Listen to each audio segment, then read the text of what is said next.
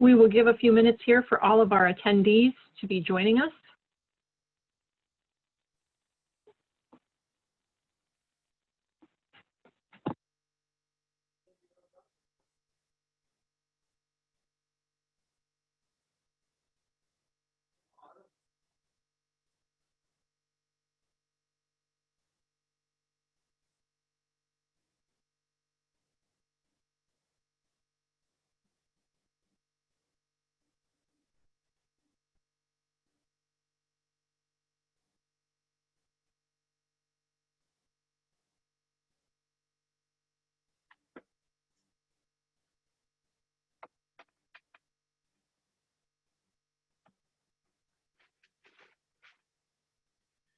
Well, it looks like we have stalled out at about 10.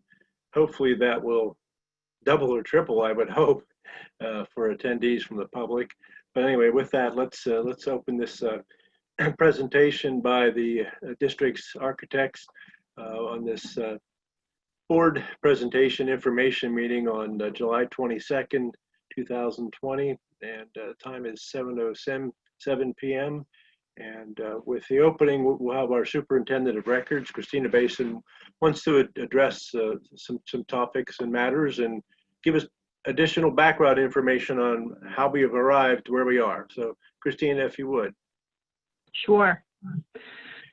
I wanted to just share a few things with you as far as some historical data, like Dave said, and get you caught up to date with where we are today. So in 2014, the board determined that they should engage in having a feasibility study to address the aging buildings within the district. The results of the study showed that the two buildings at that time being in the most need were the high school and the LOYALSOCK Valley Elementary School. The board agreed to complete one of those projects and wait on the other project. The high school project was completed in 2017.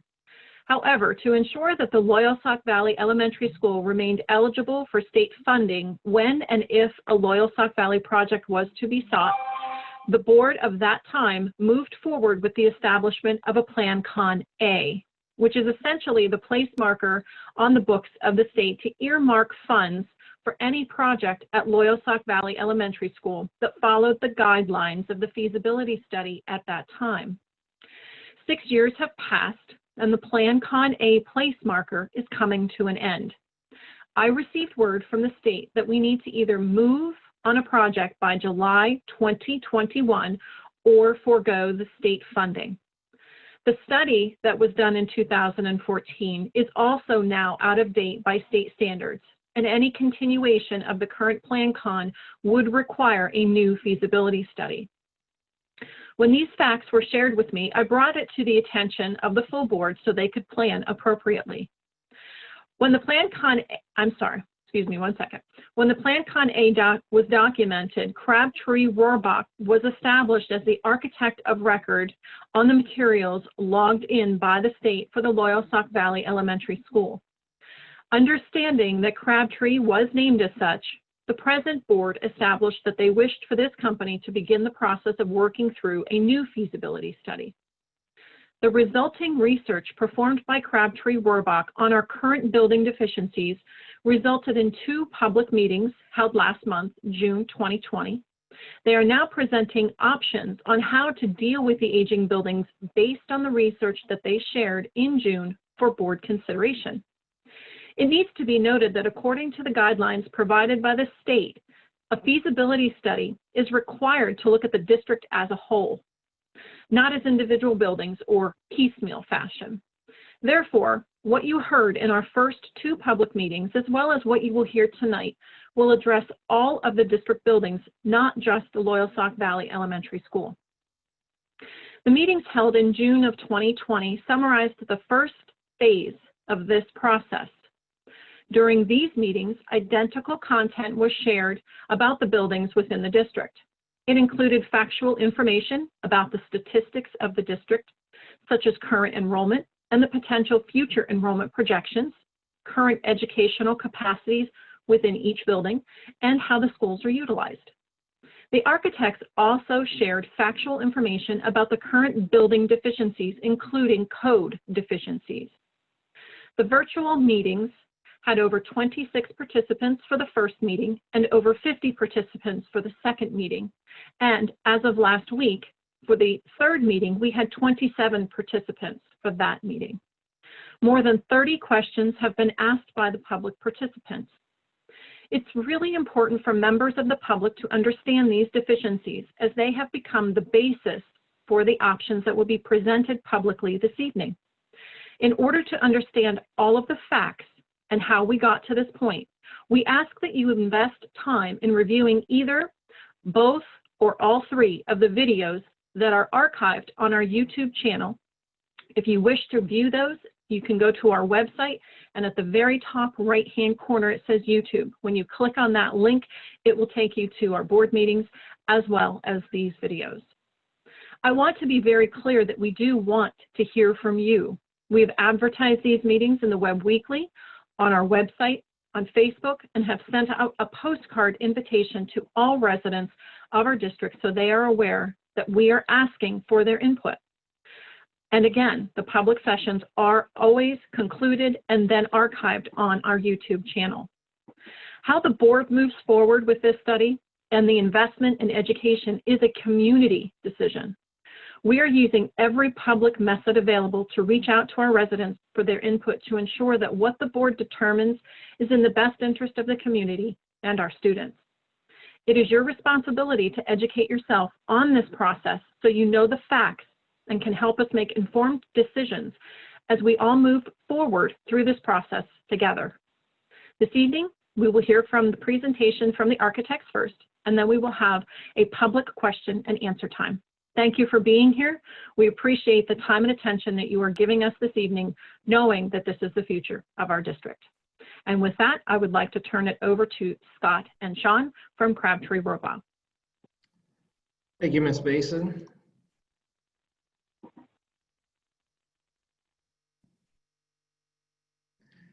So what we're going to present tonight, as Ms. Basin outlined, is kind of the second part in our feasibility study. The first part being kind of the documentation of all the analysis of existing conditions and data gathering and establishment of need. So we've kind of gone through that process. And these options that you'll see before you are both us and the administration coming together to determine what options can be formulated to meet those needs that were established in that first part of the study. So what we're going to do is go over a high level of all the options that were developed, and then we'll dive into more detail with each of those options, highlighting what it entails, the reconfiguration of any spaces, if it involves an addition. We'll show an overview concept of that addition. Due to security reasons, we aren't going to show any detailed floor plans. Those have been developed and reviewed with the administration, but for security reasons, we don't show them at public meetings. And then we'll go, the district will talk a little bit about some indirect cost impact. We'll talk about construction costs, and then the district will also talk about millage impact and financial scenarios. So this gives you a high-level overview. I'll go through these real quickly. We developed 7 options.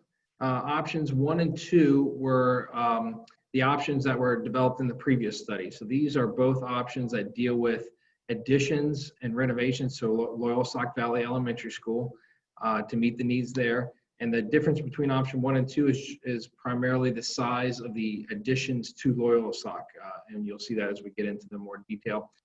This time around, what we did identify is more needs at lighter.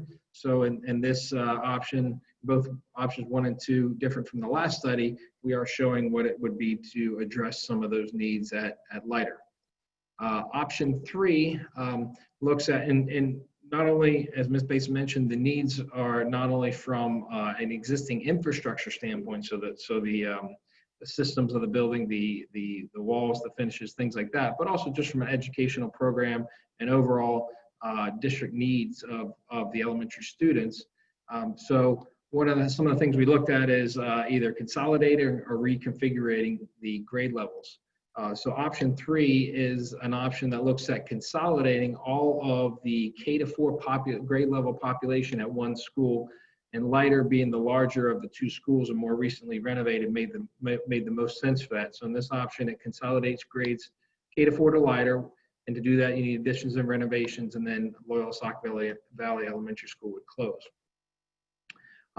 In options 4 and 5, we looked at reconfiguring the grade levels. So bringing a K-2 primary grouping on to the district, and then also taking the 3 to 4 grade levels and creating more of an intermediate level grade grouping. And in options 4 and 5, that intermediate grade grouping is done as an addition at McCall Middle School, so that we can incorporate 5th grade with that intermediate level. And the difference between options 4 and 5 is where does K-2 go? In one option, it goes to lighter as a district-wide K-2, and the other option, it goes to LOYALSOCK Valley as a district-wide K-2.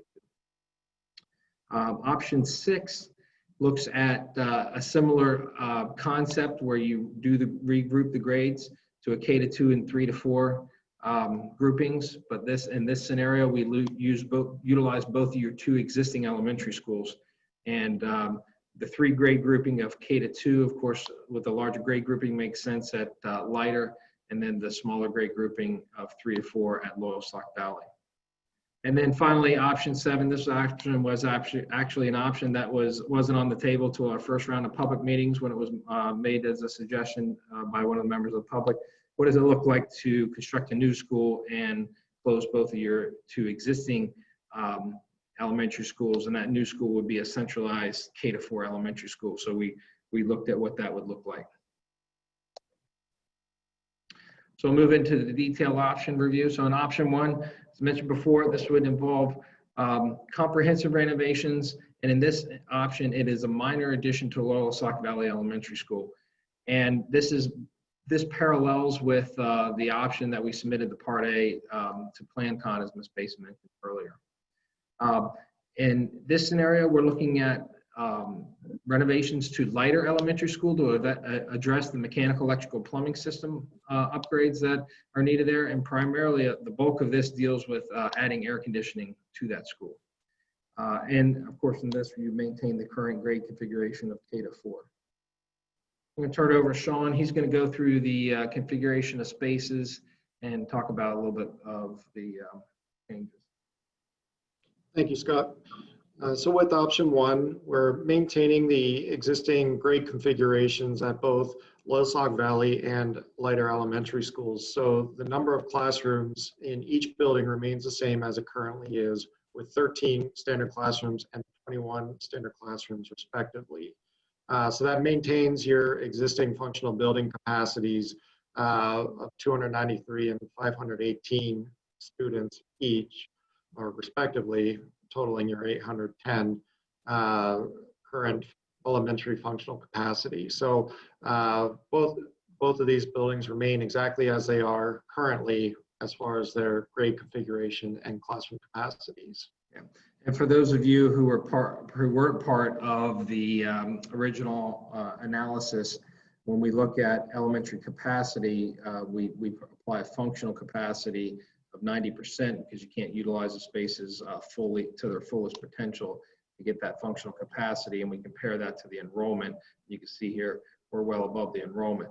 Some of the other things that we're doing are, there's no longer a need for computer labs with the one-to-one initiative. So reconfiguring maybe a computer lab, changing it to a STEM lab. So some of those interior renovations would be occurring with this option.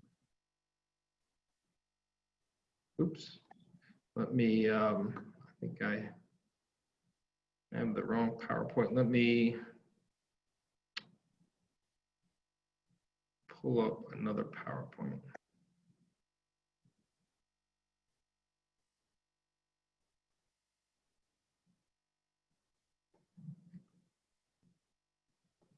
Give me 1 second.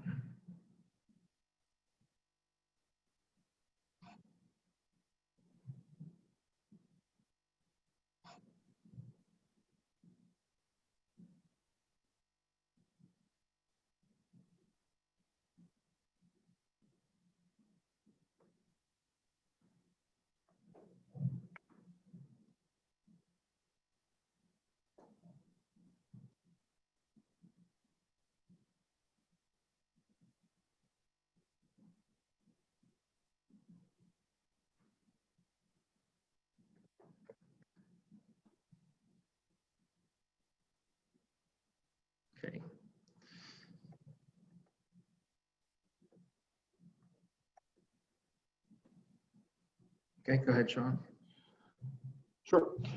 So what this option looks like as far as what we're doing with LOYALSOCK Valley is we're adding a minor expansion to the front of the building to address the needs of secure entry vestibule, as well as addressing the congestion of the administrative offices and the nurses suite. So we're doing a minor expansion to the front of the building that addresses all of those things, while also doing a comprehensive renovation of the other spaces throughout the building, as Scott alluded to earlier, such as converting a computer classroom to a STEM classroom. Outside the building, we are doing some site work to improve the safety of the drop-off conditions. So we're adding an extension to the existing site and driving areas so that there would be a parent drop-off as well as a bus drop-off area, and they can be separated through signage and direction.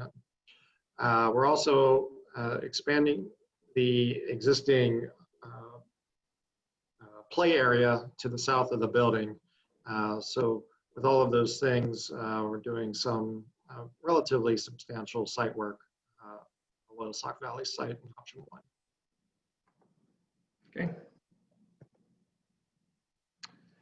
So this gives an overview of the costs. I'm going to go in a little bit of detail of each of these line items for option 1, and then for the other options, I'll just talk more high level, just so you understand where these are. And I'll mention that they're similar to the first round. We developed a full backup PDF document that is more detailed with the entire study as the first phase. We also did that for the option development, and I believe that has been posted on the district's website. So that's available there to dive into this a little more in a little more detail. But what you'll see at the top is kind of the construction cost breakout. So in this option, LOYALSOCK Valley, the renovation costs for that comprehensive renovation to meet all the needs that were established in that first round. There's an existing building size of 39,120 square feet in the cost range for the comprehensive renovations. There is the addition costs that Sean outlined here, and about 1,500 square feet in the cost range for that. The site construction costs for the reconfiguration of the bus loops and the additional play area. We incorporate escalation and contingency.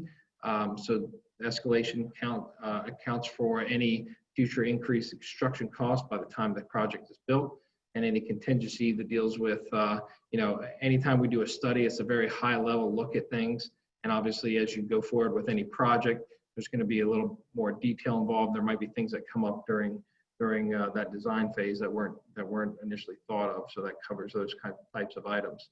So that you get a subtotal. And then we apply construction soft costs to that. So this will handle any costs during construction of changes during construction, whether it be unforeseen conditions or owner changes, things like that.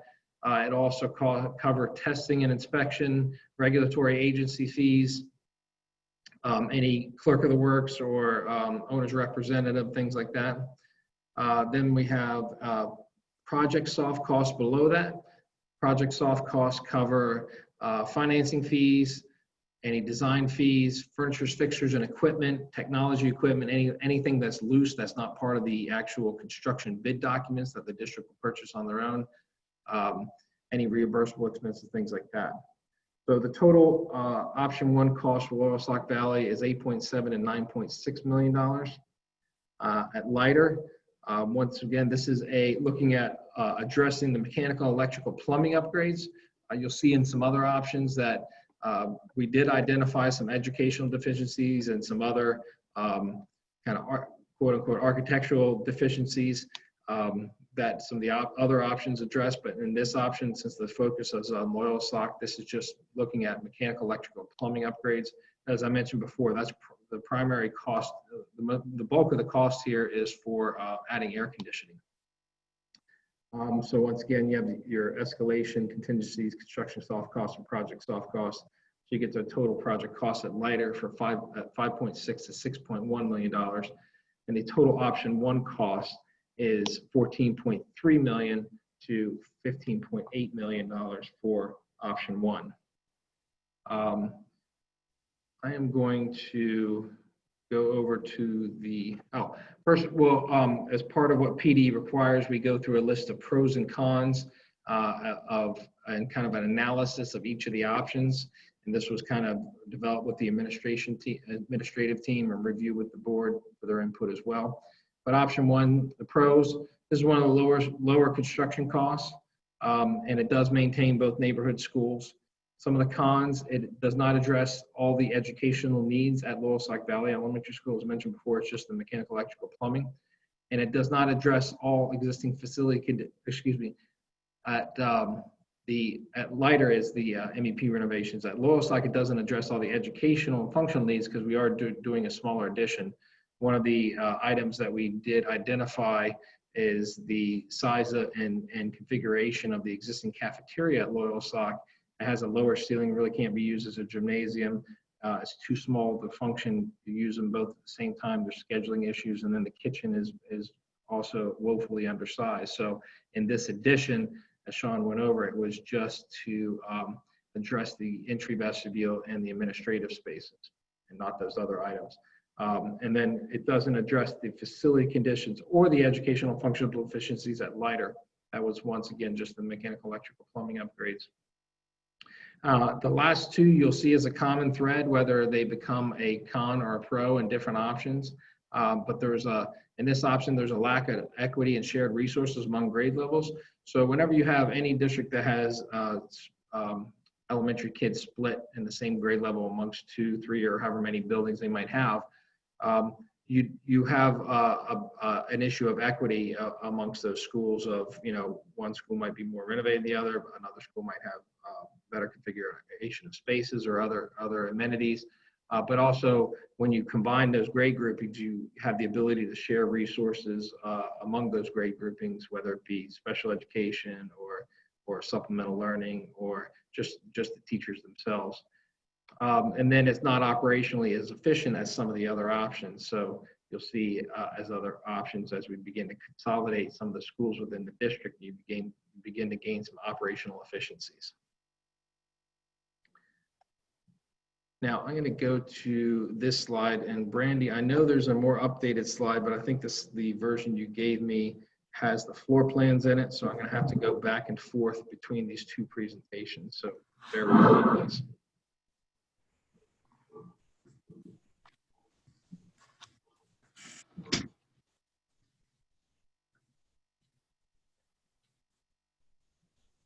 Okay, while he's doing that, there was some concern at the last meeting about not using the same amount of capital for each project to do comparing between each one.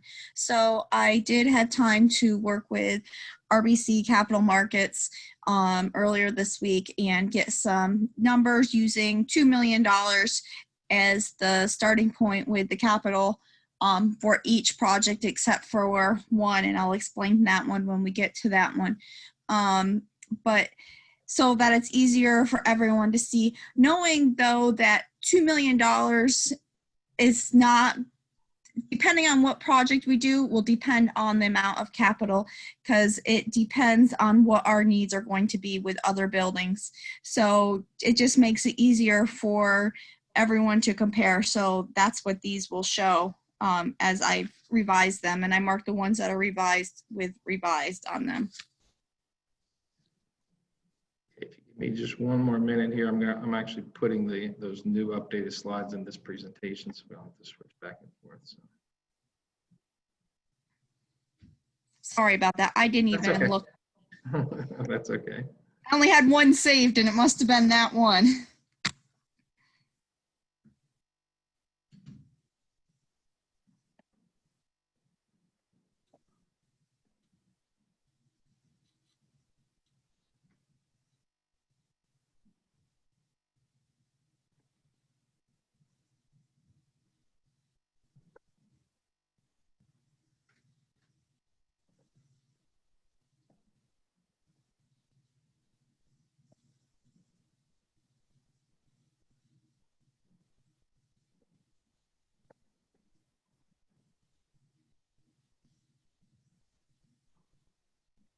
Okay.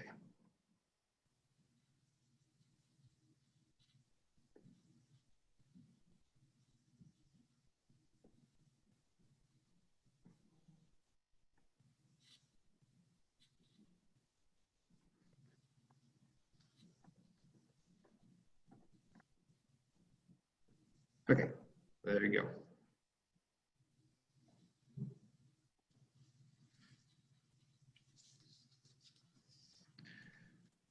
All right, so with option one,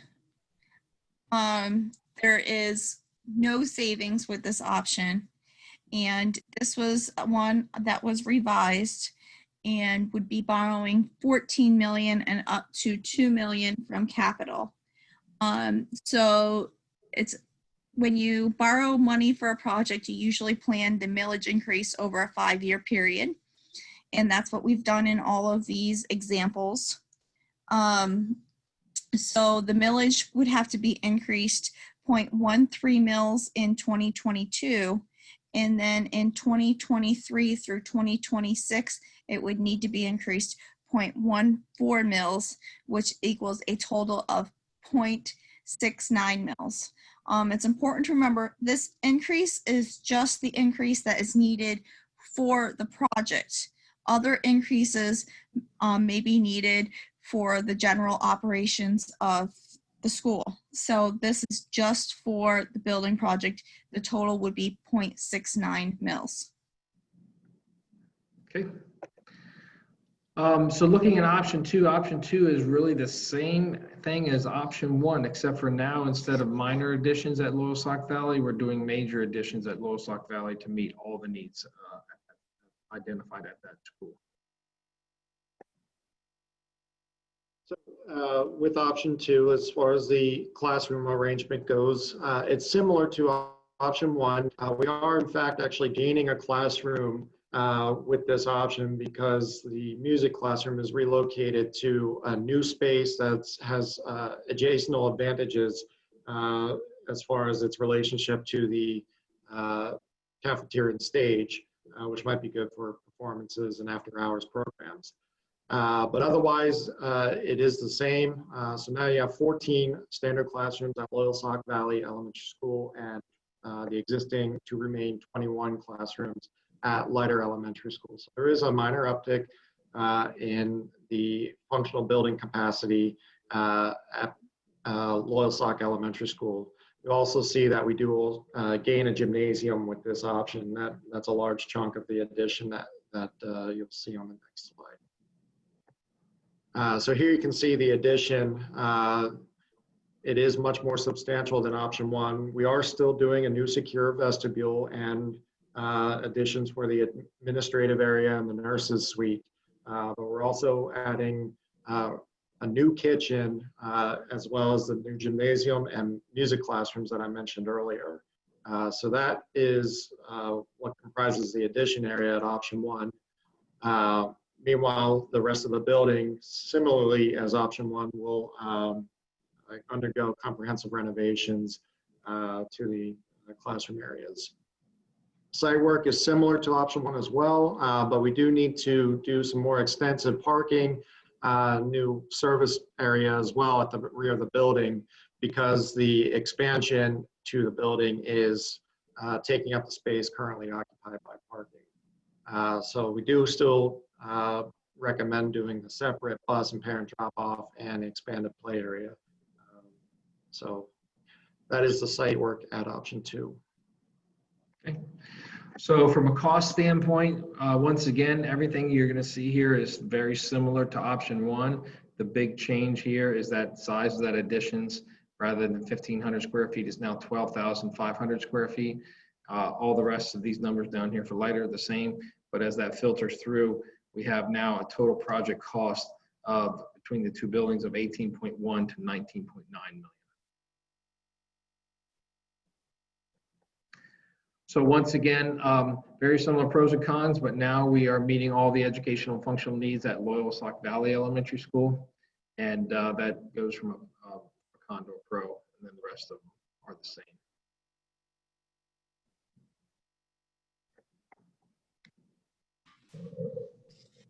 So for option two, again, there is no savings with this option. This is also a revised millage study, and this is borrowing 18 million with up to 2 million from capital. With that, in 2022 and 2023, we will need to increase the millage 0.17 mils. In 2024 through 2026, we would need to increase the mills 0.18 mils for a total of 0.88 mils.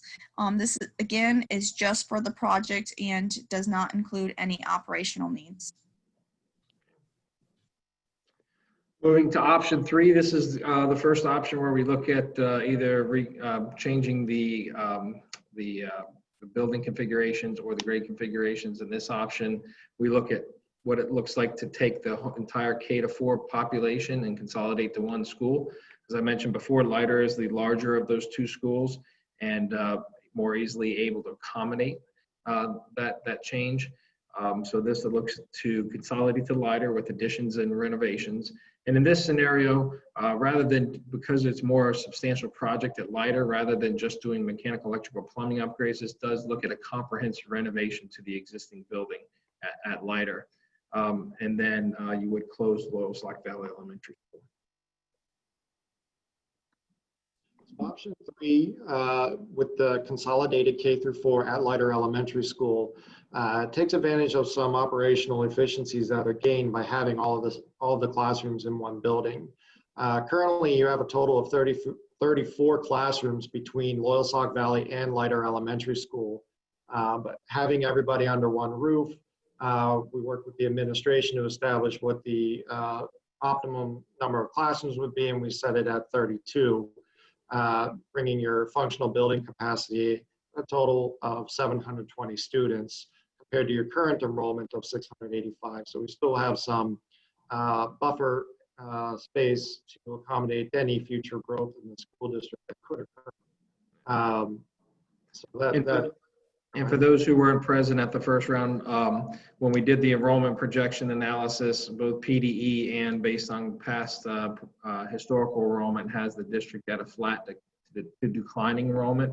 So this kind of aligns with that philosophy. However, should you experience a increase or, as Sean mentioned, add on any additional programs that would need classroom space, you do have that flexibility even within going to 32 classrooms to accommodate that.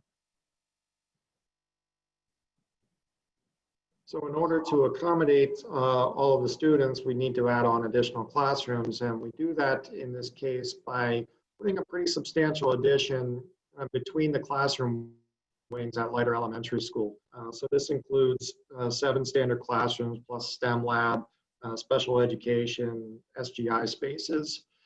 We also need to do a smaller addition to a kindergarten wing to add in some additional kindergarten classrooms to fill out the needs for the kindergarten program at Leiter Elementary School.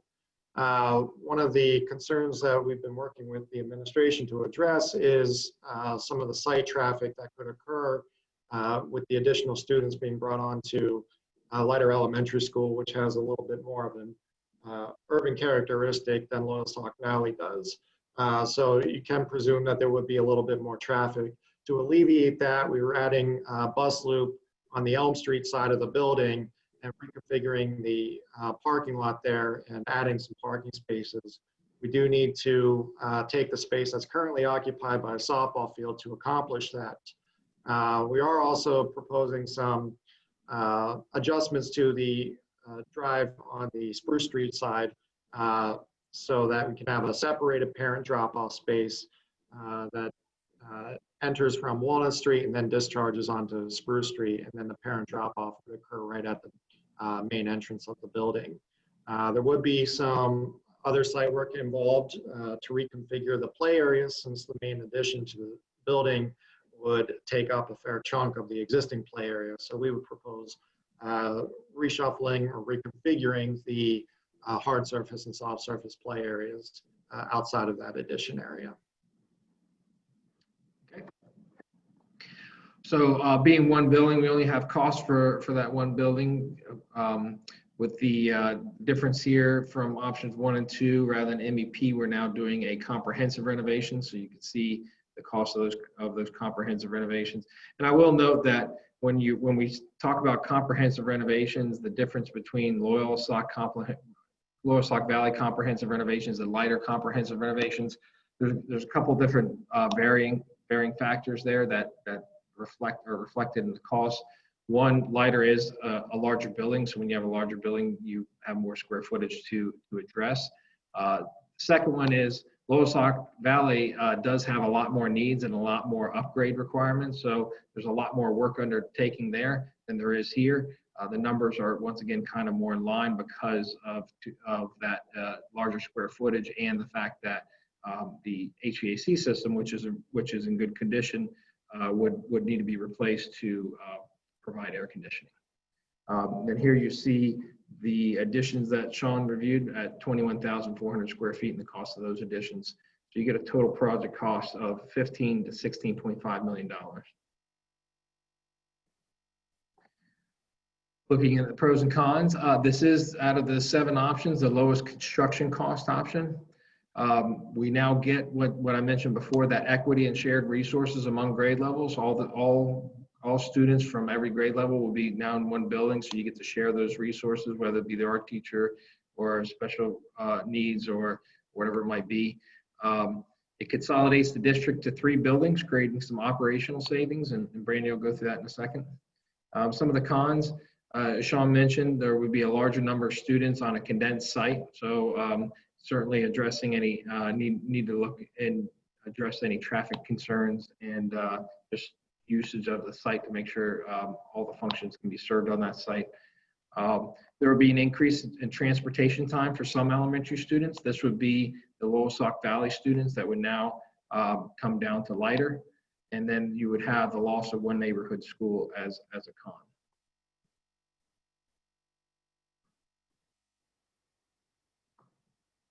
Brandy? So here you see that we do see some savings. This is a low estimate of the savings that we could see if we went down to one building here. Personnel, you could see with the consolidation of the grades and the building, we would see some savings, and we would do those through retirements, and those would be across the board with support and professional staff. And the maintenance and utilities, you see a savings of $110,000, and that's also a low estimate, taking into considerations that, you know, until we determine what we would do with the other building, we would still have some costs out there to maintain it, and so we're projecting a low estimate at $400,000. This slide has not been updated since the last presentation, by the way. The estimated tax increase to support this project with the savings is being presented here. And the savings that is provided with this study was at $300,000 in savings. So it'd be borrowing $15 million with $300,000 in savings and $2 million from capital. Over the first 4 years, 2022 through 2025, we would need to see 0.07 mils of an increase, and in 2026, we need to see 0.08 mils for a total of 0.36 mils. This is just for the project, and any additional increases may be needed for the general operation of the budget. So 0.36 mils.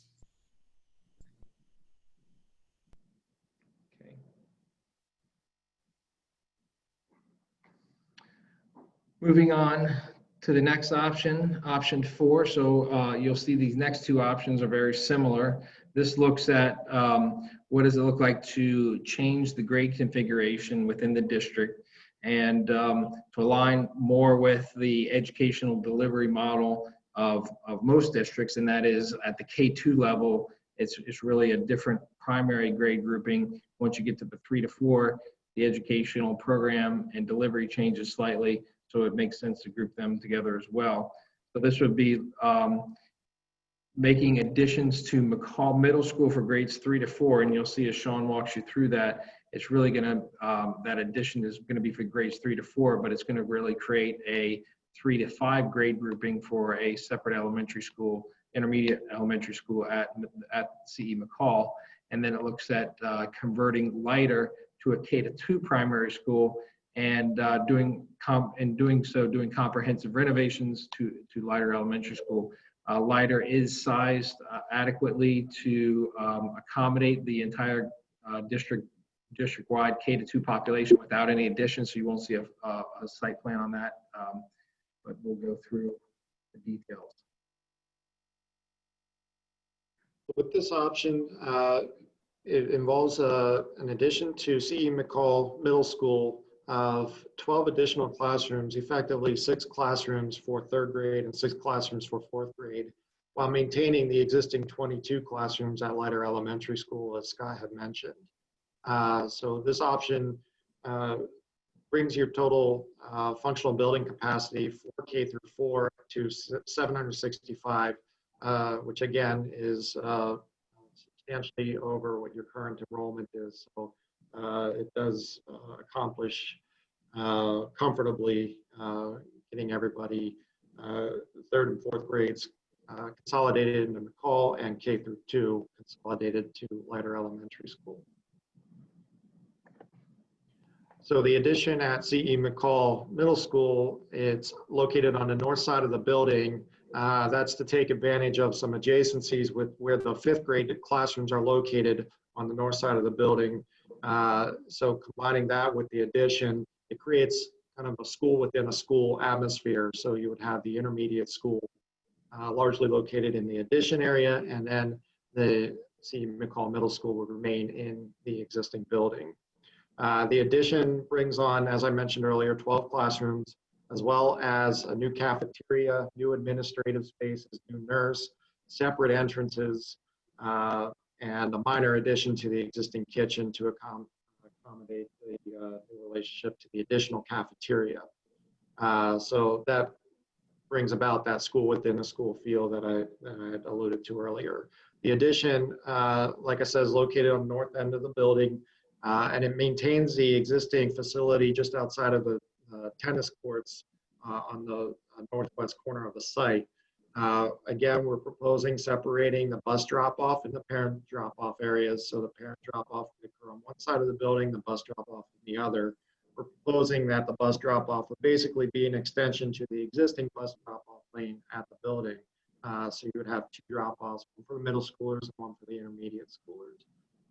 There would be additional site work involved for a small play area in the northeast corner of the site for the 3rd and 4th graders.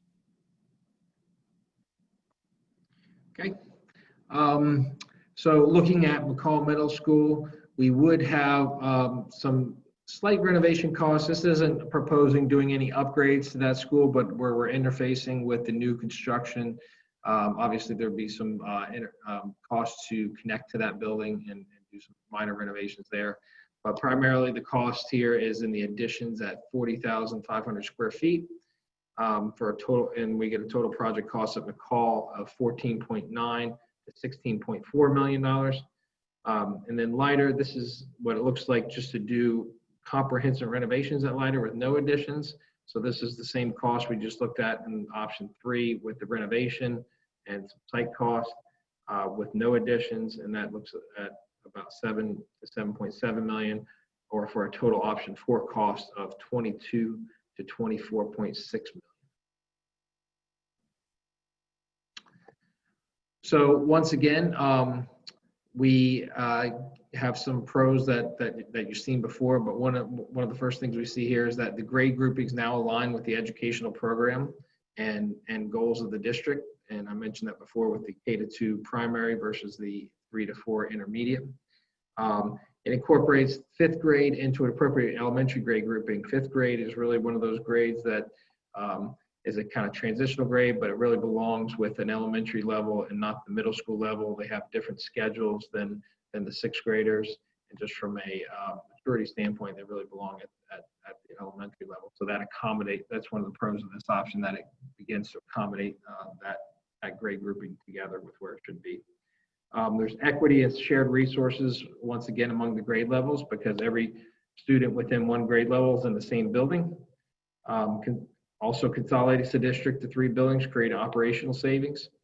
Some of the cons, the administration thought maybe the perception of 3rd and 4th grade being located at the middle school could be a con, even though we do have, we're doing our best to separate a school within a school. There'd be still some crossover traffic. Those third and fourth graders would use the main gymnasium and the library for their needs. So there'd be some crossover traffic that could be perceived as a negative. There would be an increase of transportation time for some elementary school students. Once again, this would be the Loyalsock Valley elementary students. And once again, we have the loss of one neighborhood school.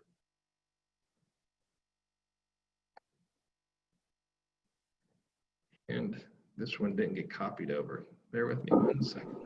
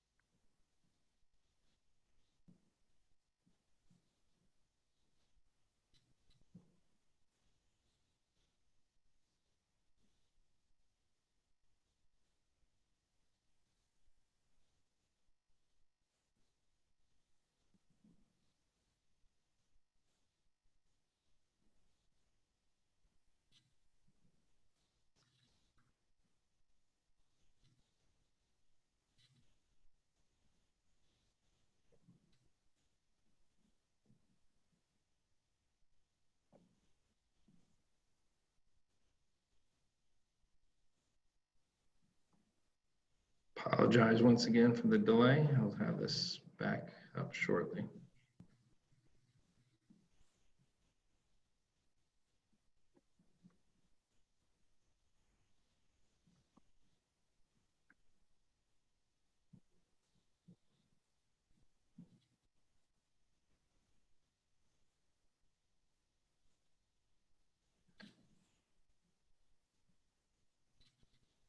Okay. All right, so you see here, we did some estimating of the savings. And this option, we have an estimate of 240,000 in personnel, and again, the 110 in the savings of maintenance and utilities. This is also a revised slide. The estimated tax increase needs to support the project. We would be borrowing 22.2 million with $200,000 savings. We kept the savings the same as what we had previously and using 2 million from capital. So if this option is selected and we do see the higher savings, this will obviously change. So here, the millage rate increase for 2022 would be 0.17 mils. For 2023, it would be 0.16 mils, and then it would go back to the 0.17 mils for 2024 through 2026 for a total of 0.84 mils. Again, this is just for this project and does not include any increases that are needed for the general operation. So option 5 is very similar to option 4. The only thing that changes here is rather than consolidating K-2 at Leiter Elementary School, we look to consolidate K-2 at Loyalsock Valley Elementary School and close Leiter Elementary School. So as Scott mentioned, with the K-2 being consolidated at Loyalsock Valley Elementary School in this case, we would have to provide a pretty significant addition to the building that includes the additions that you saw in option 2 with the gymnasium, music classroom, secure entry, administration, so on, but also for more significant additions on the south side of the building to accommodate all the additional classrooms that are necessary to fit all the K-2 programs at Loyalsock Valley. So we would be doing that addition with the classroom, support space, STEM classroom, SGI, so on. It would also be revised or modified play area right next to it because the addition is taking the existing play area. And then the site work is otherwise similar to what you saw in option 2, separated bus and parent drop-offs, and then revised parking area to the north of the building. And then, as Scott mentioned, McCall Middle School, the additions are exactly the same as option 4 with the 2-story classroom wing on the east side. Okay. So once again, comparing costs, option 5, same costs at McCall Middle School as option 4. The difference here is now we're at LOYALSOCK Valley, and as Sean mentioned, it's similar to option 2, except for now we have a classroom addition in addition to the gymnasium and secure vestibule addition. So the size is now 27,500. So when you compare costs, you could look back at option 2, and really this is the only difference between this one and option 2 is the increase in size of the additions. With a total option 5 project cost of $32.9 to $36.2 million. Some of the pros and cons. Now, similar to option 4, your grade groupings align with the educational program and goals with the K-2 and 3 to 5 grade groupings. And we incorporate 5th grade into appropriate setting. You have equity and shared resources with all grade level students being in one building. Then it consolidates, once again, the district to 3 buildings, creating operational savings. Some of the cons are, once again, 3rd and 4th grade at the middle school, increase in transportation time for some elementary students. In this scenario, it would be the lighter elementary students, and the loss of one neighborhood school, in this case, lighter.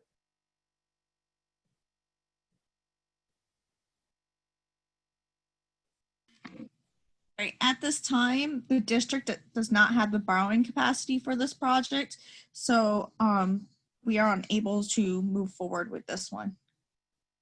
Okay. Next, we'll look at option 6. It's another variation of the reconfiguration of grade levels to the K-2 primary and 3 to 4 intermediate. In this case, we're converting LOYALSOCK Valley Elementary School to the district-wide 3 to 4 with comprehensive renovations and additions, and converting lighter elementary school to a K-2 primary school. And once again, if you remember, to accommodate K-2 at lighter, you don't need to add any additions, but we would propose comprehensive renovations as you convert that school to a K-2 school. So as Scott mentioned, lighter elementary school would remain with its existing configuration with comprehensive renovations. So its number of standard classrooms would remain as is at 22. LOYALSOCK Valley Elementary School would also be similar to option 2, maintaining its existing standard classrooms and then getting it gymnasium, secure entry vestibule, kitchen additions, just like option 2. So you'll see this diagram in option 6 is exactly identical to what you see in option 2. The difference is that the classrooms are reconfigured to accommodate the 3rd and 4th grades, whereas they currently house K through 4. So that is the primary difference between option 2 and option 6 at LOYALSOCK Valley. Okay. So really what you have here is costs that were identical to other options. LOYALSOCK Valley with the comprehensive renovations and additions, this is what the same thing we saw in option 2. That's 12.5 to 13.7. And lighter, the comprehensive renovations only, that's the same thing we saw in option 4 at $7 to $7.7 million. So total option 6 costs to do the grade reconfiguration in the 2 existing elementary schools is 19.6 to 21.5 million. So once again, grade groupings are aligning with the educational program and goals of the district as a positive to this option. And you have equity and shared resources amongst grade levels. It maintains both neighborhood schools, so that's a pro in this option. Some cons, it increases transportation time. This time it's going to be for all elementary students. It'll be both LOYALSOCK students when they go to lighter for grades K to 3, and then K to 2, and it'll be for the lighter students when they go to LOYALSOCK when they go to grades 3 to 4. Another con for this option that doesn't appear anywhere else is you now have an increased building transition for elementary students. Currently, any student that goes through the K-12 school system at Montoursville goes through 3 buildings. In this scenario, you'll now go through 4 buildings. You go through lighter first, LOYALSOCK, C.E. McCall, then the high school. So that's a negative for the additional building transitions. And transportation could be difficult for parents with multiple students within the district, depending on what building they may be residing throughout their school career.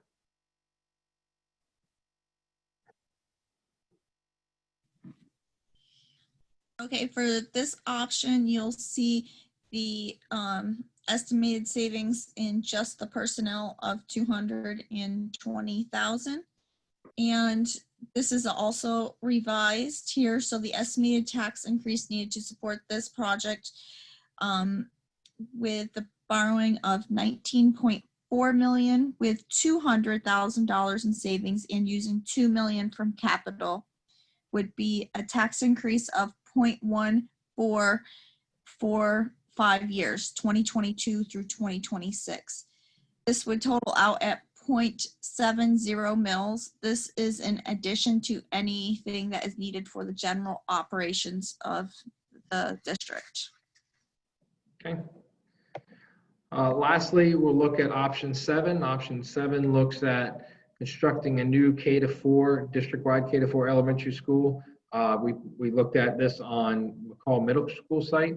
It could also be on a hypothetical site as well, but we chose McCall Middle School just to show it graphically of how it could fit. And in this scenario, you would close your 2 older schools, Lighter and LOYALSOCK Valley Elementary School. So with option 7, similar to option 3, with all of the K-4 programs under one roof, we've established this number of standard classrooms in this scenario at 32, bringing your functional building capacity to 720 students, again, with a comfortable margin from your current enrollment to accommodate any fluctuation or increased enrollment that you might encounter. As far as the building goes, as Scott mentioned, we're looking at a possible site located between the baseball and softball fields to the south of C.E. McCall Middle School. So we would propose a 2-story building on this site consisting of 3 different classroom wings. The first wing would be the kindergarten wing. That's only a 1-story classroom wing. Kindergartens have classrooms generally slightly larger. And then the other 2 classroom wings would be more efficient and stacked so that you can accommodate your 1st through 4th grades comfortably in those areas. The addition, of course, would also have gymnasium, library, cafeteria and kitchen, and your other support spaces. And then with the site work, you would again see that we're suggesting a separated parent and bus drop-off areas with parking throughout the site. And then your service drive to the north end of the building that would serve your mechanical and cafeteria kitchen areas. Looking at new school costs, so this is approximately 98,500 square feet with this preliminary option. So you can see there the construction costs of about 18.7 to 20.5 for that. You would also have some pretty significant site construction costs with a new build like this. So we're looking at total option 7 costs of around 28.7 to 31.6 million dollars. One of the pros that none of the other options, you eliminate the infrastructure of the older schools. Although we are able to do comprehensive renovations and upgrade systems and windows and finishes and things like that, of course, you're still left with older structures, crawl spaces that don't operate, that have moisture issues, things like that this option eliminates. You have, once again, equity and shared resources amongst grade levels, and you're consolidating the district to 3 buildings, creating operational savings. Some of the cons, this is one of the higher construction costs of the options. You would now have increased transportation time for some of the elementary students. This will once again be the LOYALSOCK Valley elementary students. You would lose both of the two existing neighborhood schools, and eliminates, in this scenario where we're looking at CE McCall, but eliminate the soccer fields there, so that would need to be figured out as a solution in the long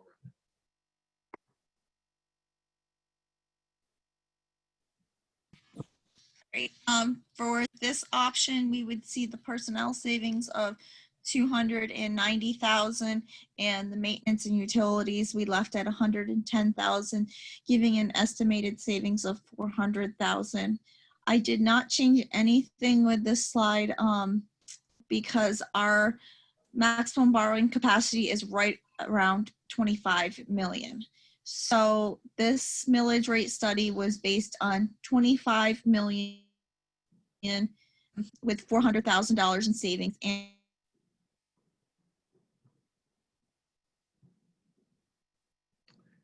I think we're losing Brandy there. Maybe the storm's rolling through her area, but in this option, you would need to take you need to utilize your entire $5 million from capital in order to and here she was back in and out. So I would use the entire capital campaign in order to be able to afford it. You can see the millage impact over 5 years there. The last 2 years being 0.15 and the first 3 being 0.14 for a total of 0.72. And once again, this is always in addition to any increase needed for operations. So I'm going to show some summary slides. I'm not going to go through these in detail. These are more meant for after the fact for the board and for the public to go back through and kind of have an overall comparison. You know, a lot of information in these different options with different grade configurations, different renovation scenarios, different costs, things like that. So this is kind of a summary slide to be able to study, digest things after the fact, go into a little bit more detail of things. So you can see here options 1, 2, and 3 on one slide, and 4 through 7 on another. On the left-hand side, this looks at the existing configuration, square footages, capacities, enrollments, things like that, and then the proposed on the right side. And then I'll let Brandy go over the summary slide for the financial savings. And this does have the corrected option 3. So maybe you want to review that in more detail with the millage impact. Slide has been revised to represent the 2 million of capital being used for each borrowing amount. So with this, option 1 would be 0.69 mils, option 2 would be 0.88 mils, option 3 would be 0.36 mils, option 4 would be 0.84 mils, 5 we cannot borrow, 6 would be 0.7 mils, and 7 would be 0.72 mils. One of the key things to look at here, though, is how long it takes our debt out. Some of these options are taking our debt out an extra 5 years, where other options are taking it out an additional 7 years. So you may see closer millage rate increases, but that's because the debt has been extended through an extra 2 years. So that's why you do see that the millage rate doesn't vary as much. And one of the comments from the first round is it was a good one to kind of a lot of information the first time everybody's seen the options. So there was a request to kind of go through each option and summarize what they were, so you can look at it on this slide and remember what each option does. So I'm going to do that real quick. So option 1 was the comprehensive renovations of the LOYALSOCK Valley Elementary School with minor additions, and then MEP upgrades to lighter elementary school. Option 2 was similar to option 1, except for now larger additions at LOYALSOCK Valley to meet the educational program. Option 3 was consolidating K-4 at lighter elementary school with comprehensive renovations and additions. Option 4 was additions to McCall Middle School to handle grades 3 to 4 and converting lighter to a K-2. Lighter would undergo comprehensive renovations.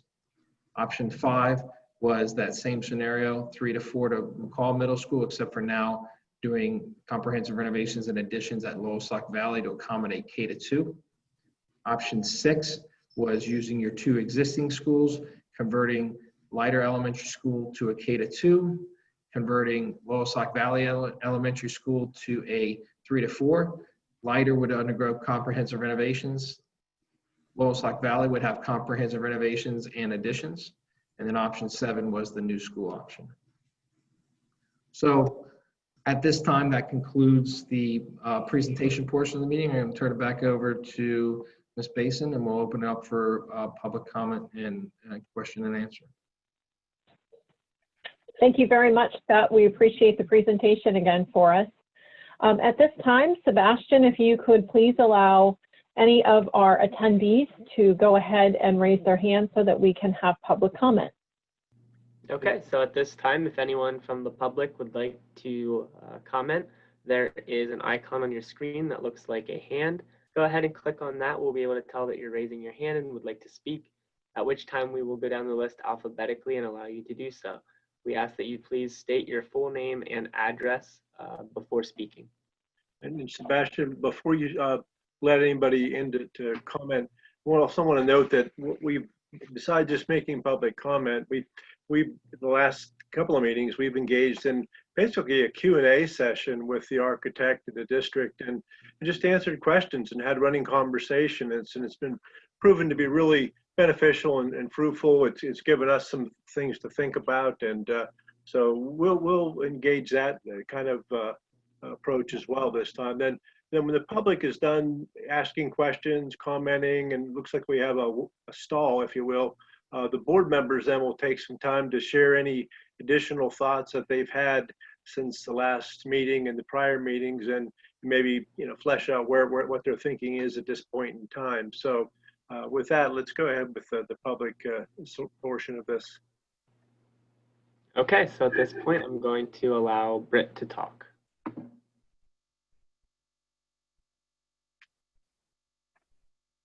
And just so you know, you will have to unmute yourself as well before you speak. All right, hi, this is Britt Bass. You can hear me?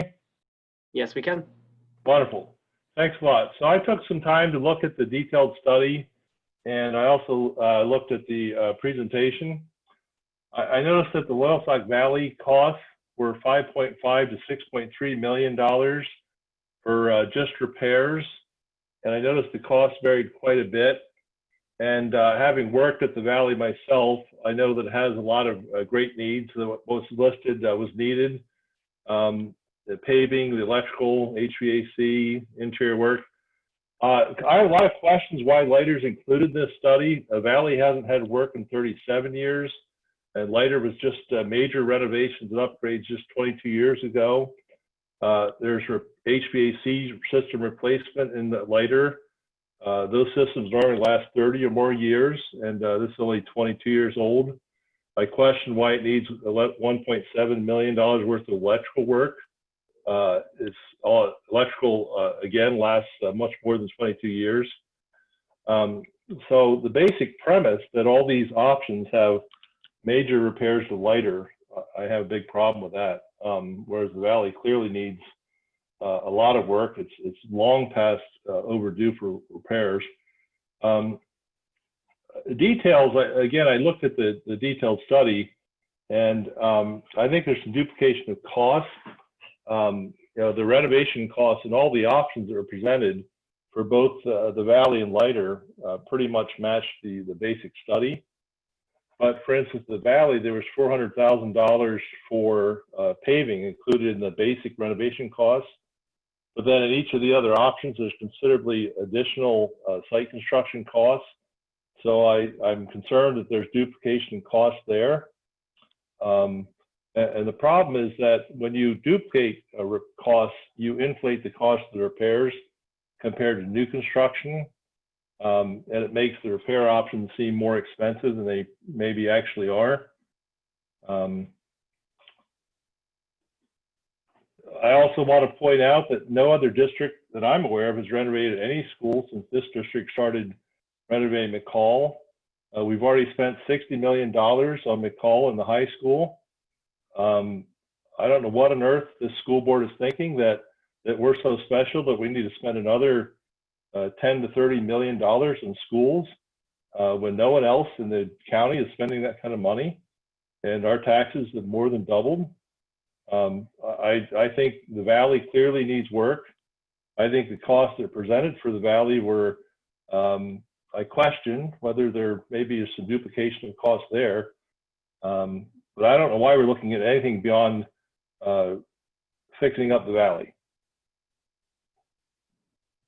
I can address some of those, not all of those, but so the cost at Leiter, if you look back at the original portion of the study, and actually one of the things that we talked about, if you didn't have the ability to sit in on those first two meetings, is we kind of established a set of goals and objectives for the district undergoing this study.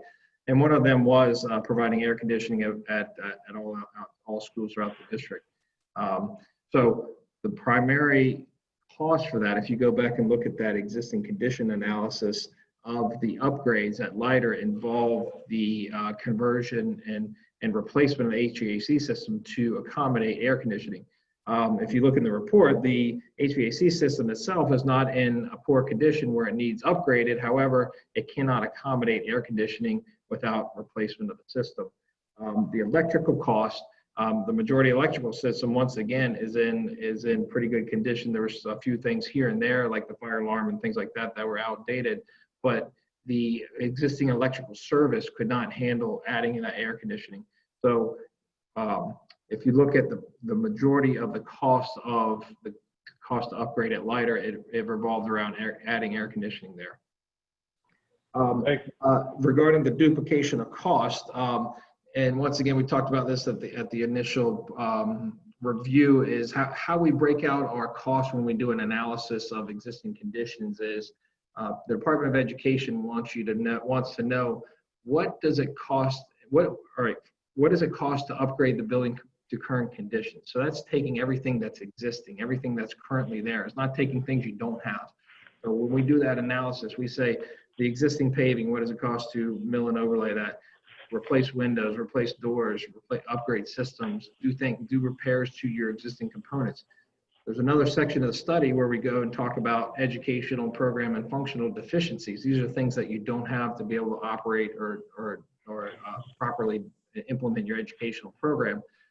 In that list was some safety things about separating parent and bus drop off and appropriate hard surface play area. So that's more of a deficiency than an upgrade. So when you look at the upgrade cost, the added site costs in the option address those additional things that weren't identified in the cost upgrade. So the cost upgrade, once again, overlay, milling, things like that. The option, now you're reconfiguring the bus loop to have a separate parent and bus drop off, and you're expanding the hard surface play area. So I think those are the two questions I can answer. If anyone else wants to chime in on any of the other ones, feel free. If you have any follow-up, Britt, let me know. Yeah, Scott, if I could. So that I have a follow-up question on the site work again, is I don't see why the site work varied so dramatically between the options, from 700,000, 760,000 to 1.2 million at the Valley.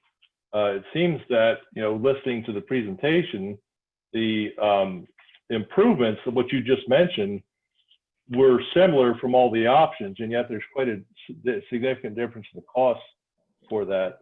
And between option 1 and option 2, if you go back and look at those site plans, option 2 is essentially reconfiguring the entire parking lot and drive area. So the addition essentially went over the existing parking area.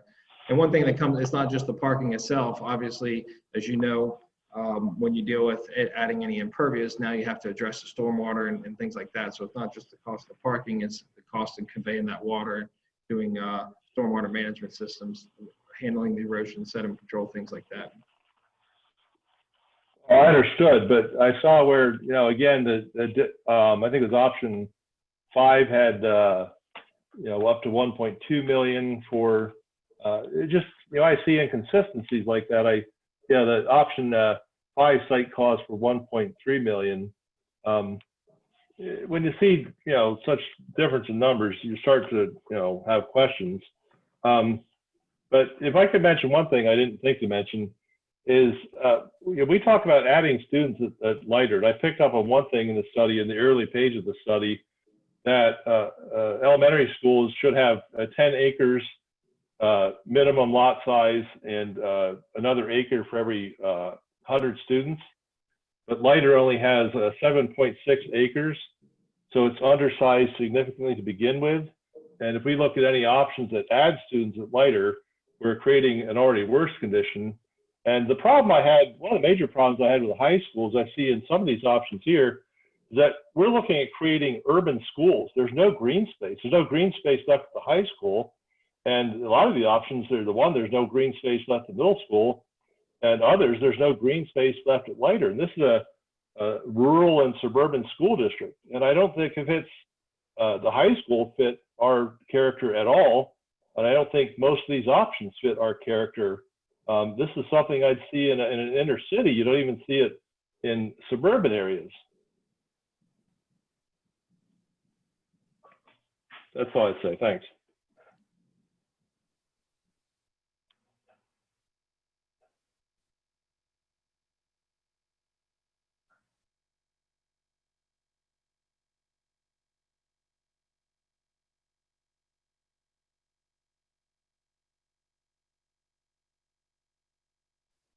While we're waiting for some other hands to be raised, I know there was a correspondence that was forwarded to me for someone who could not attend the meeting that sent some correspondence to the district, and I got that passed along. And the question was, what is a 21st century learning environment, and do our own schools have 21st century learning environments? I believe we talk about that in the study is upgrading those.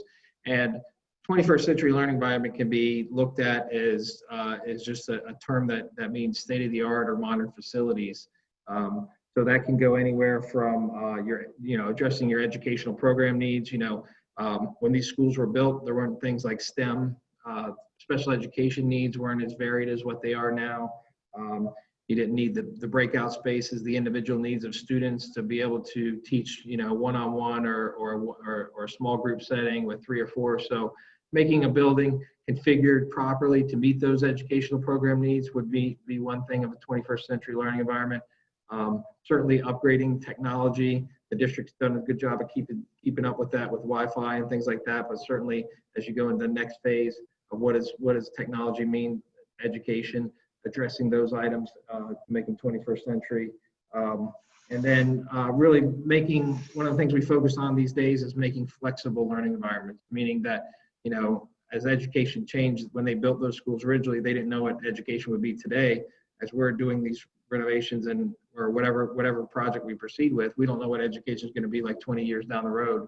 So making a lot of what we're doing nowadays is doing less built-in equipment and casework and things like that, and doing more flexible furniture, flexible seating, so that it's easily adaptable. So those are some of the 21st century learning and educational environments that we talk about as a difference of what you might not have today.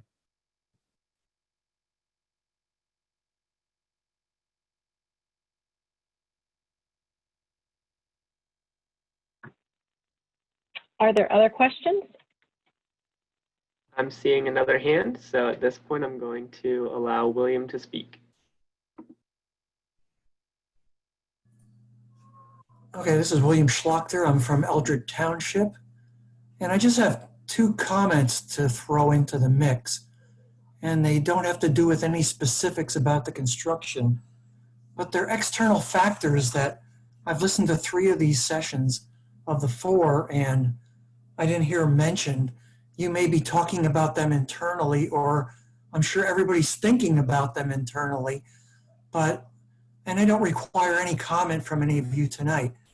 But one of them is that we've had this coronavirus issue for the last 4 months, and we know it's going to continue.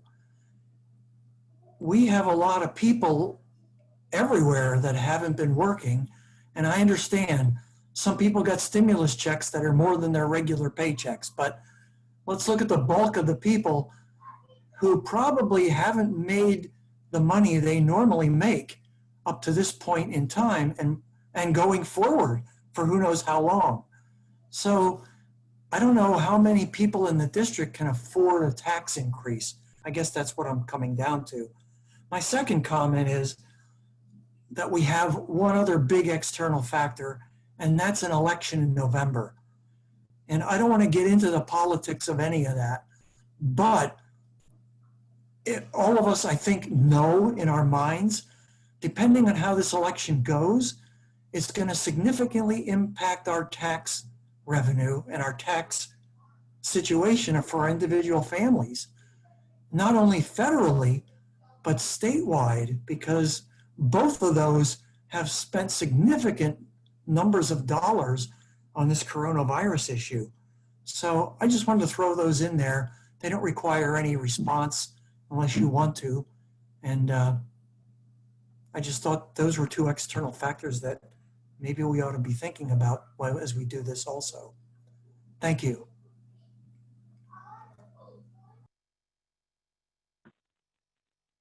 Thank you, Mr. Schlatter.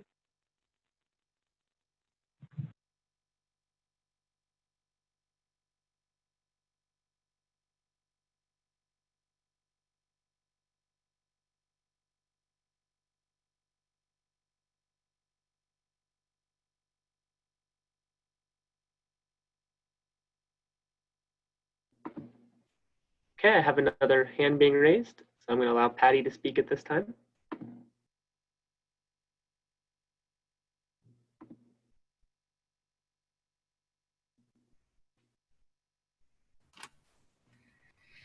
Okay, I have a few concerns regarding the options.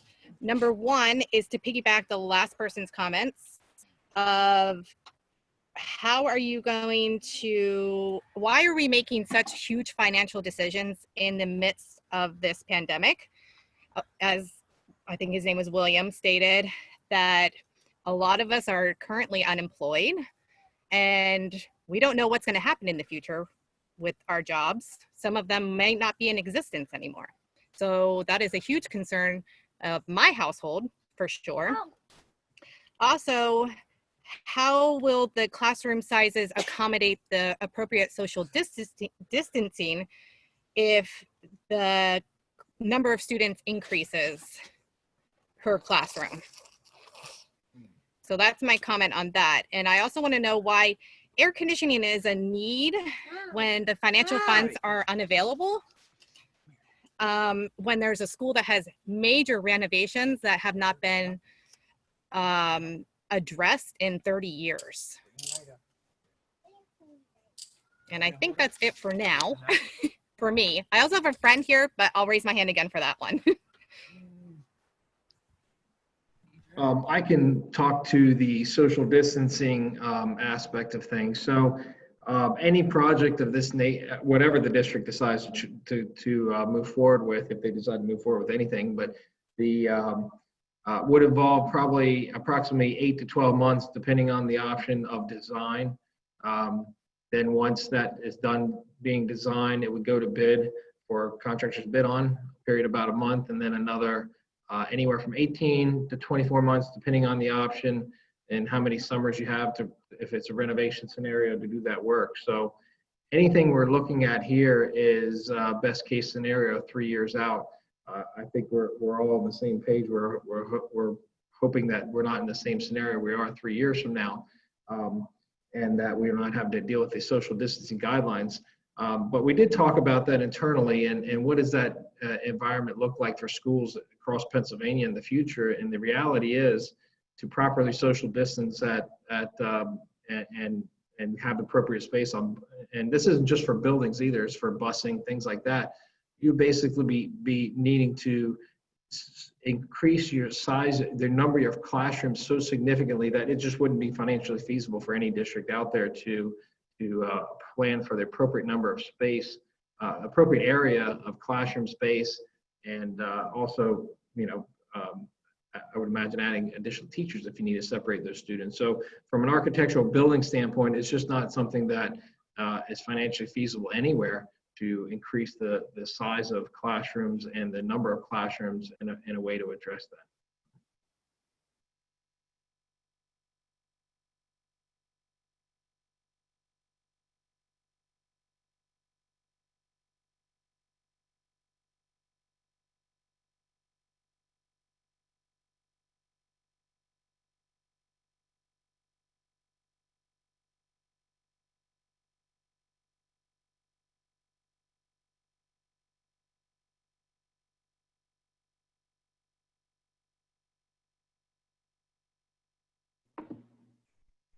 Okay, I'm seeing Patty's hand raised again. I'm going to allow her to speak.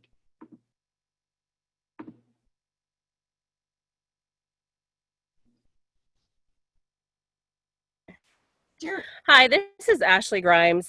I have some major concerns. I don't understand. You said the bulk of the lighter project cost is removing the HVAC system or allowing it to make it so accommodate air conditioning. But there's nothing actually wrong with the HVAC system. So why are we taking a need that's not a necessity and making it one when there's a school that has necessities that you've even said about safety, accommodating kids with a proper kitchen, gym, cafeteria. I don't understand why that is being made a priority over things that actually are a priority. And especially if we want to focus on, you're talking about program goals, that has nothing to do with the program. Like, what are the actual program goals and how are these costs going to help that? How is air conditioning going to help program goals? Why can't we take that money and do the other needs with that money?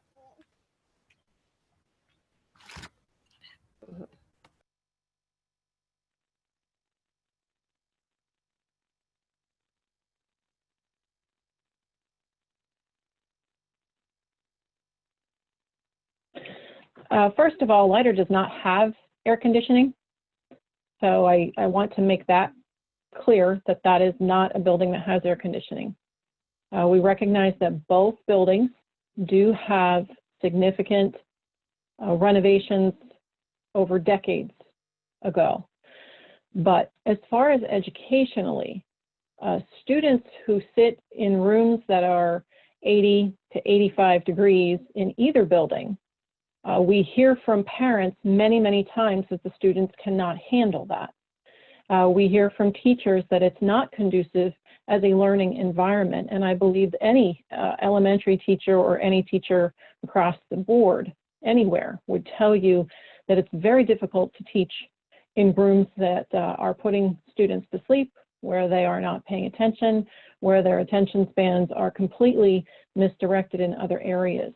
So yes, it is a priority to our programs to ensure that the students are not only comfortable, but their learning space is also comfortable for them. But I do appreciate the question, Ashley, and I would remind everybody that when you state your name, please also state your address so that when this is archived, we have everyone who has participated appropriately named and addressed. Thank you.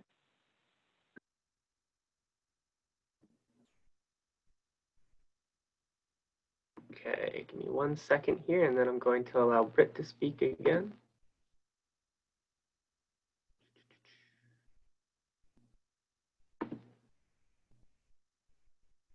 Sorry, 1 minute.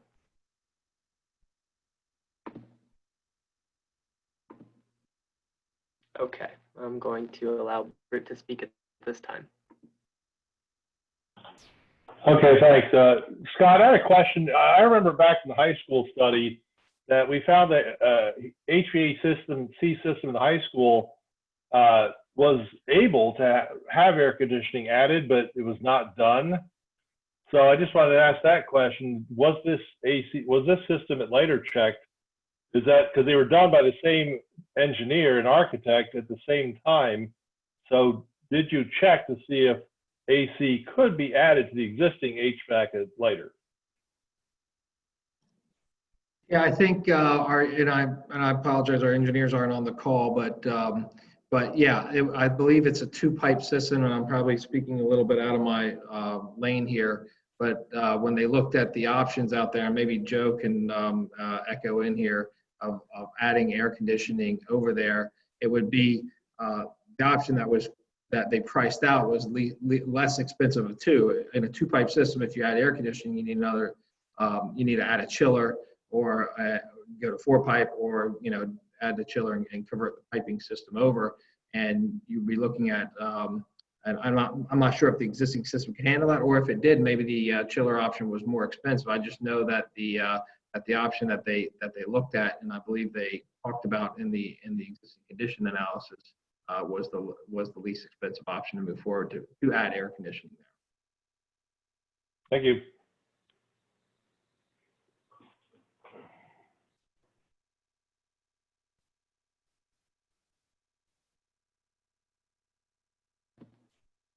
Okay, I'm seeing another hand raised by Patty.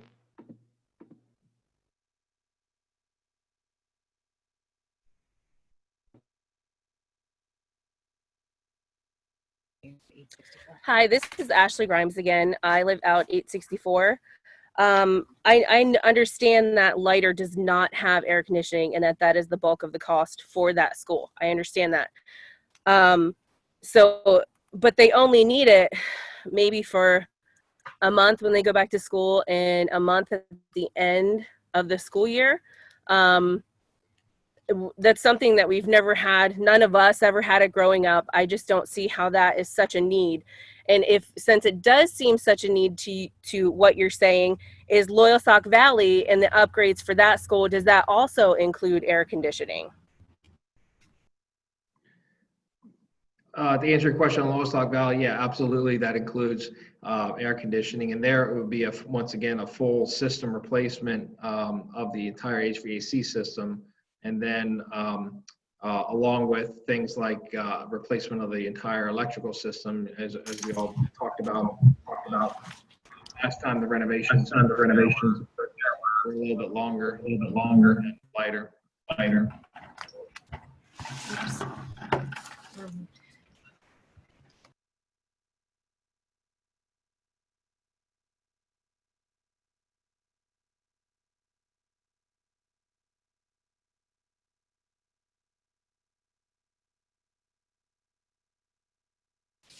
Okay, this is Ashley Grimes again.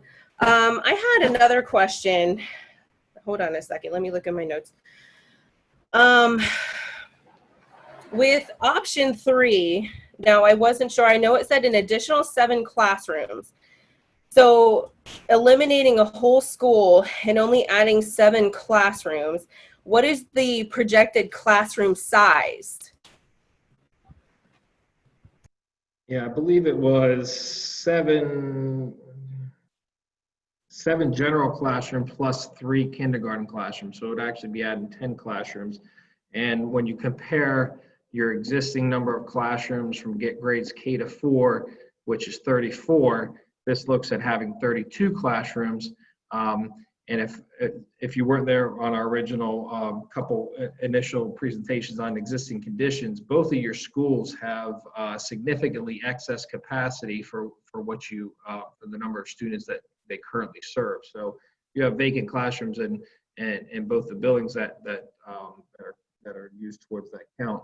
That once again you get the operationally efficient here.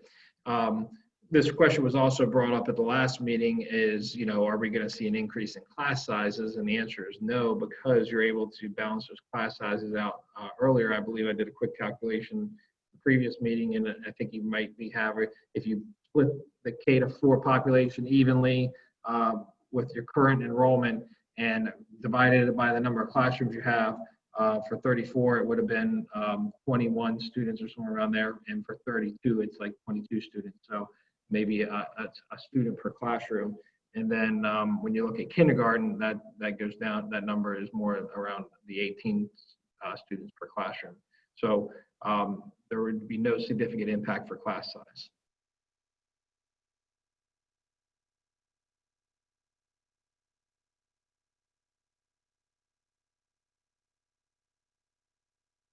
Thank you for answering that for me. This is Ashley Grimes again. I had another kind of comment. On option 4 is basically, and I quote, a school within a school. I'm not really sure why at this time we would be looking at building a whole nother school when we have one that needs fixed, or 2 that need fixed. And we would be increasing bus times. And as someone that grew up out in this area, some of my friends had 45-minute to an hour bus rides And that wasn't even considering things like bad weather, which we know we have in Trout Run and Barbers. That is a huge concern for me. And I mean, my child will be going out here. My friends' kids will be going to the Valley. And I am concerned for those little kids on the buses, especially if they're having to wear masks for that long of time on buses that probably don't have air conditioning. And I am worried that the job losses that are being considered as savings instead of as cons for a small community like ours.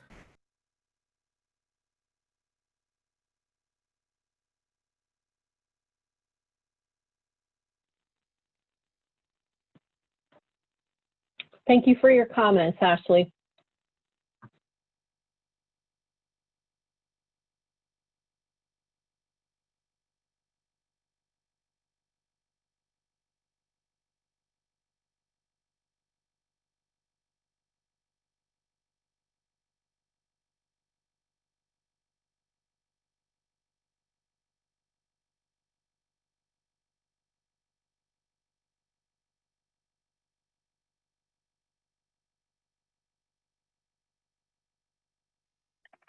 Christine, I think last meeting you mentioned that the job positions that represent savings, those would occur through attrition, through retirement. We wouldn't be having layoffs due to this for the professional staff. That's not the way we would plan to do this at all. And we're talking a couple positions that will be eventually through retirements would be the source of some of the savings. That is absolutely correct. We would not ever be hoping to lay anyone off. It would be through attrition, because when we have grade levels that are split out between two buildings, and we have either very large class size, I shouldn't say very large class sizes, larger class sizes in one building versus smaller class sizes in another, that would be evened out in one opportune area.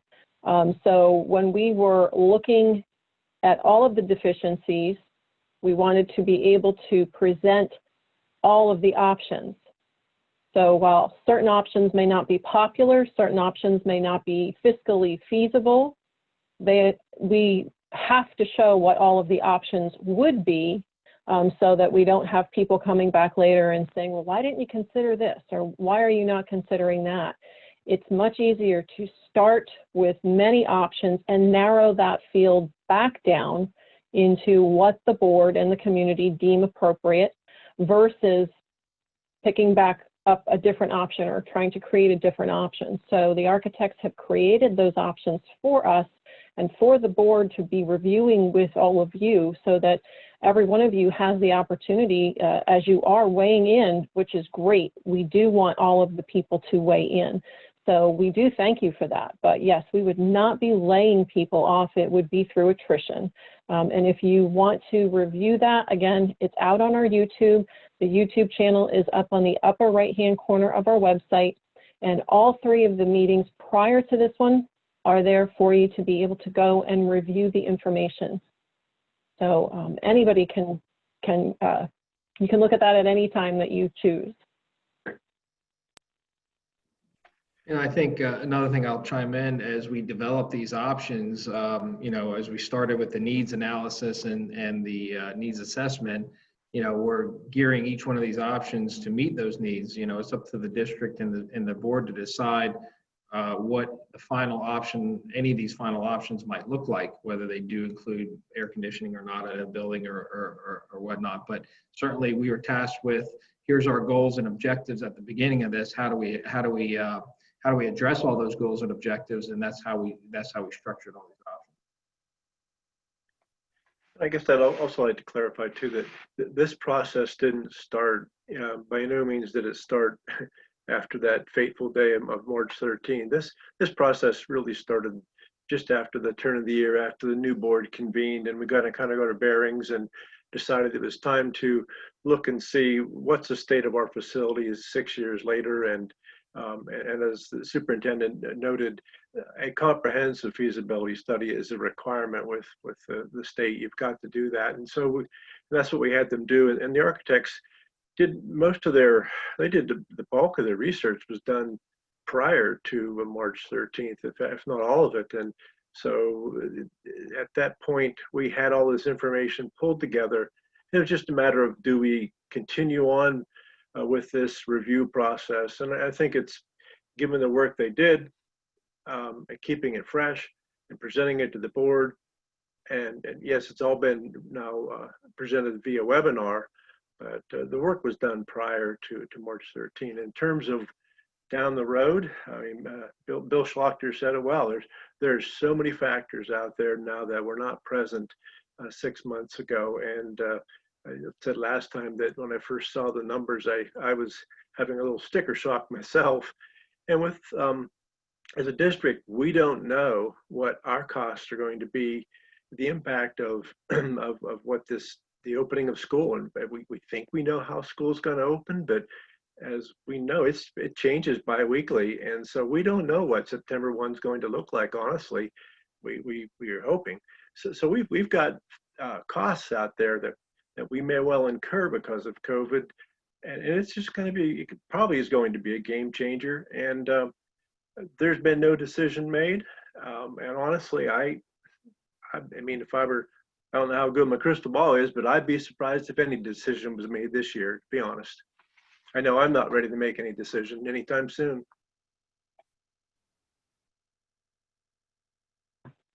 And just to also clarify that our educational processes have not stopped, but we're just not in our buildings right now.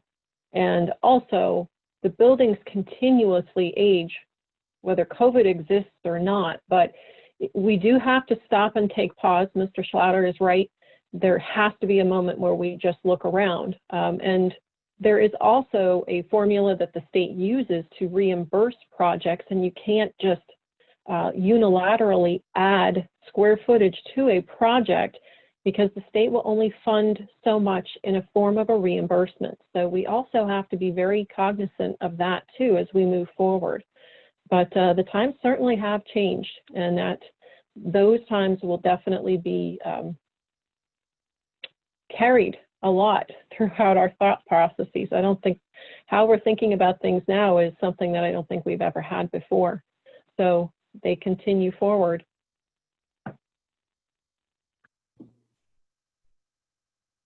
Okay, I do see another hand being raised. Britt, I'm going to allow you to speak again.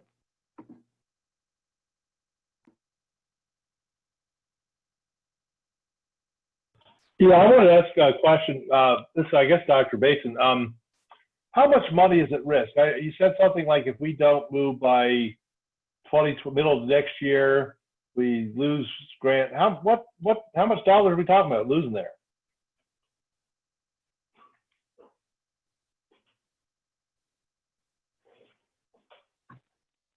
Actually, I would need to defer to Scott and Brandy on that question. I don't have that direct number in front of me. Probably quickly pull up an email. I think it's in the neighborhood of $2 to $3 million of reimbursement, and that's of course over 20 years or the life of the loan if you do refinance that. But let me, if you bear with me, I'll dig up that information. It's either 2.3 or 2.6, I think, Scott, somewhere in that neighborhood. Okay, thank you. Yeah.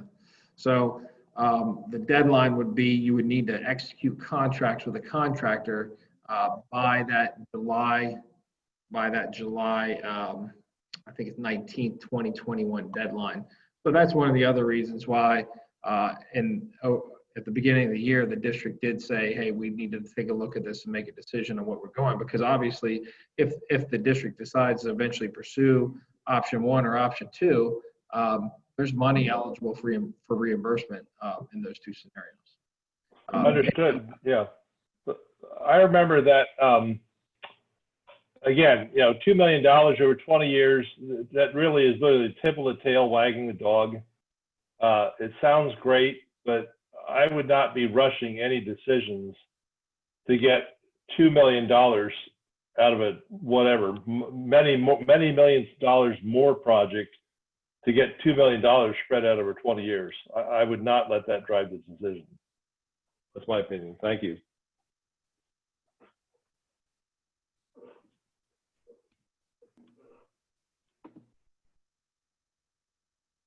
Okay, I see Patty's hand raised again, so go ahead and allow you to speak again, Patty.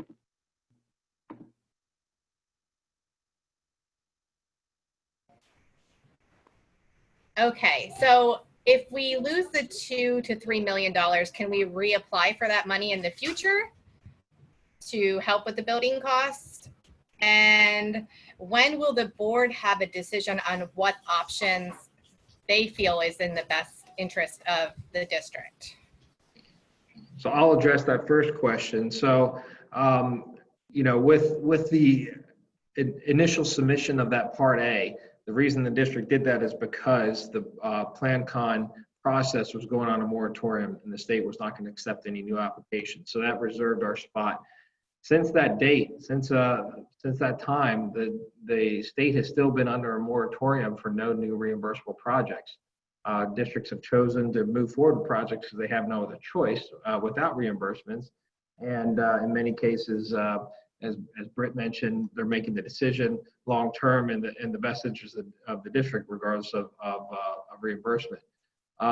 Now, there is a new PlanCon process that the state is implementing, and is going into the format of the process is going into effect this summer, and I think it's delayed a little bit because of COVID. However, the caveat for that process is the state has to fund it. So in the initial budget that the state introduced back in the spring, before all the COVID, it didn't appear that it had significant funds in there to fund the first year of the new PlanCon process. We won't know that final budget until it's passed, but if there is no money in for PlanCon, for the revised PlanCon, you're essentially not eligible to submit any new projects. So the timing of things, as it relates to the fiscal year and any project you undertake, is once again execution of contracts with contractors. So if you were in a scenario where you were deciding to undertake a new option that wasn't in the previous study, not eligible for the previous PlanCon reimbursement, and you're in a scenario where you're going to be awarding to contractors past the date of next year's budget, there's a potential that if the state includes money in next year's budget for the new PlanCon, you'd be eligible. But once again, if this year and next year they're not funding that, then and you move forward with a project within that time frame, you would not receive any reimbursement from the state.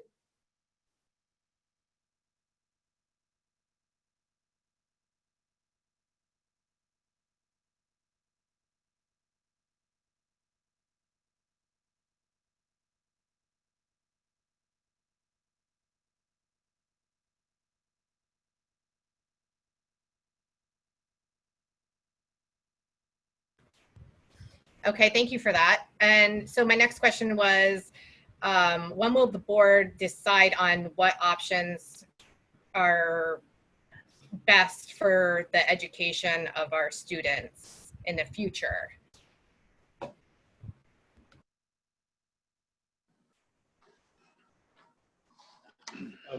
We have, at this point, we don't really have a timetable for deliberating, discussing. There's no timetable for it really. We have factors that are driving one thing or another. Scott just described PlanCon as it is now, and then PlanCon as it may be in the future, and those are things to keep in mind as we consider anything. But I just think we're still processing all this, and we're still like Bill Schlachter said, there is so much at stake in the next several months that it really is hard to make a decision of this magnitude with so many unknowns. But the board will continue to look at it. But again, no timetable for decision per se.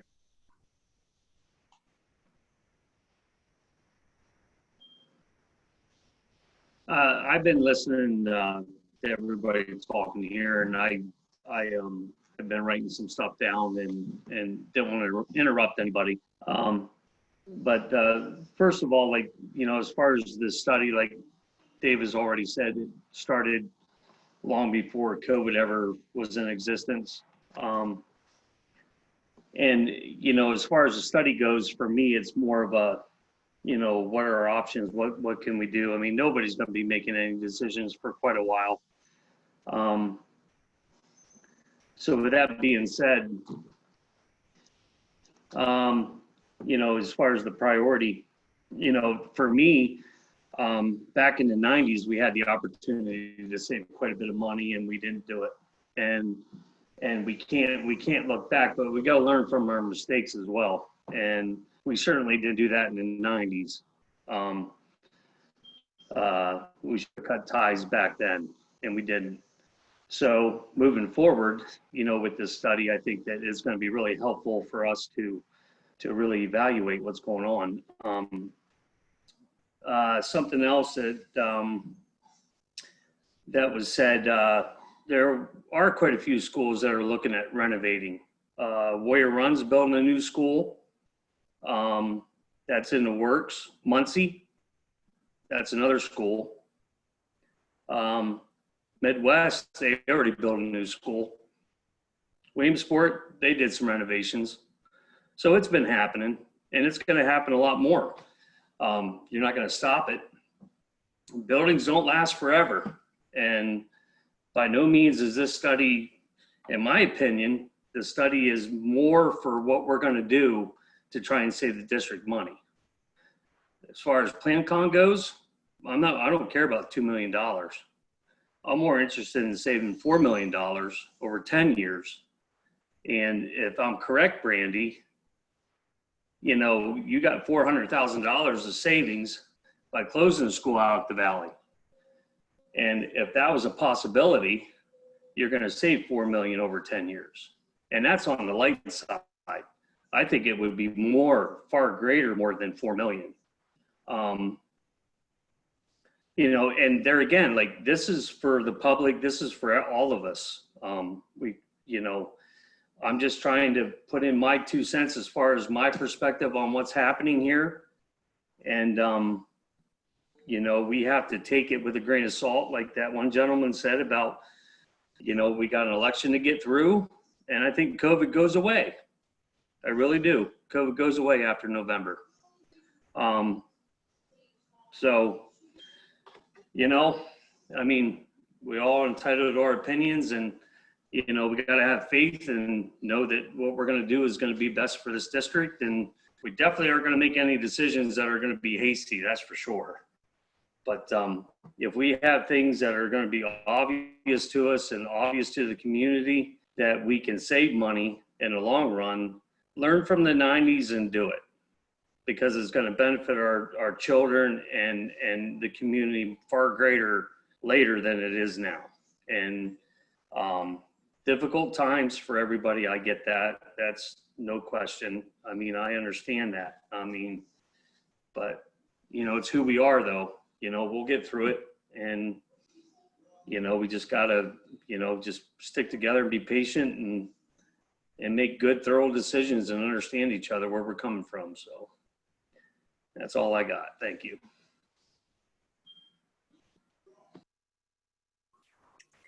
There's a couple things I'd like to say. We all know that the Valley needs some upgrades. And once again, I have yet to see the option to do upgrades at the Valley as we can afford them. I also, at the last public meeting, made the statement that I see a lot of manipulating of numbers to push an agenda. I still see that happening. Option 1 borrows $14 million. The total millage increase needed for that 14 million is 0.69 mils. Option 3 borrows 1 million more. It borrows 15 million. but the numbers show a millage increase of 0.36 because they used the 300,000 of possible savings to subtract off of the payments per year. RBC Capital would be the first ones to tell you, you do not use possible money when figuring out millages needed for money you're borrowing. They've told us that on the reimbursements for Plan Con because you never can fully count on it. So you don't use that Plan Con reimbursement for taking off of the payments per year. So you definitely wouldn't do it on possible savings. It would be the same scenario. You don't know you're getting that money. It's not guaranteed money. So those numbers were made to look like that because somebody is pushing for option 3 to close the valley. And I do not and will not ever agree to that. Let me just speak to the idea that there's manipulation here. That's just not fair, and that's pretty offensive, Ron. Brandy is a straight shooter. Her kids go to the Valley. She's not playing games. She explained why in the first set of numbers they were what they were. It was a pre-existing study from RBC, and she tried to equalize it in this next round of numbers. In terms of savings, she said where they're coming from. We know we were going to have some savings. It isn't a possibility. Some of those savings are going to happen, and she has been very conservative on what we would take claim of. She's not going to go out on a limb if she doesn't really have high confidence that those savings are there. So that's just treating her unfairly. And I look, you may not agree with the numbers and like them, and we know you want the Valley to stay open and everything, and okay, fine. But please don't disparage someone just because you don't like the numbers. That's just not right. First of all, I didn't put the blame on anybody. I said I don't know who is behind it. And second of all, you yourself said that the savings would be through attrition whenever that happens. So you can't say that the attrition for them savings is going to happen in 2022, 2023, 2024. So it is possible savings. It's not guaranteed savings. No, it will. They'll happen. You wouldn't do the projects. You wouldn't even take a look at those projects if you didn't have a high confidence you'll have savings. Brandy wouldn't want to present them if she didn't have a high confidence of savings. I wouldn't want to see them if we didn't have a high confidence of savings. So that's just mistaken, Ron. No one's manipulating. You need to stop that. You're not treating people right, and I don't like it. I want it over with. I'm not going to stop it till the numbers are stopped being manipulated, period. You're wrong. You're wrong.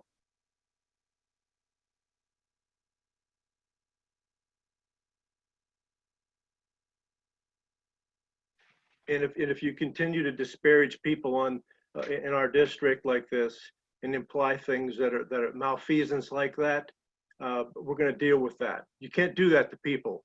You can disagree all you want, but don't treat people like jerks and dirt. Just stop that, Ron.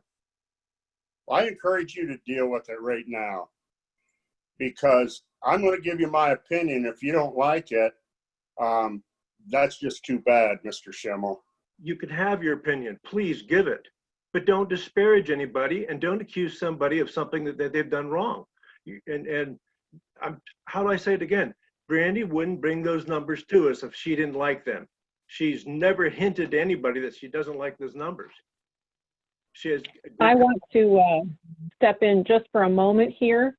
And I want to say that the numbers would primarily be coming from the retirements of a professional staff member in one grade and then another grade. So those would be absolutely factual, Ron, because we do have a number of individuals who are planning retirement, and we can actualize who is retiring and possibly what years. So while you are correct that it may not be in year one of whatever this is, it will be within those 5 years that it would happen. And again, when Brandy is presenting these things, she is sharing with you that these are numbers that are right now. And she would do that, again, with full confidence, as Dave is saying. So the numbers are there. The savings are there in the personnel side of things. She's also prefaced by saying that keeping the Valley, for example, if the board determined that something was an option 3 and they wanted to keep the Valley, there would be additional costs to keep the Valley, and we would keep those on the regular general fund budget as line items to be keeping the Valley. We have not built in any costs for the sale of any buildings or any additional revenues if those buildings are sold. So those things are not part of this at all. But professional staff members who would be, and it is, again, it is based on the current enrollment that we have. If we maintained the current enrollment right now, there could be 2 less teachers through attrition at the elementary schools. That is fact. You know who our staff are. You can look at the ages of how many years they have in. And, you know, we are trying to look at every piece of this and make sure that we are dealing with facts. We're not dealing with something that would be pie in the sky.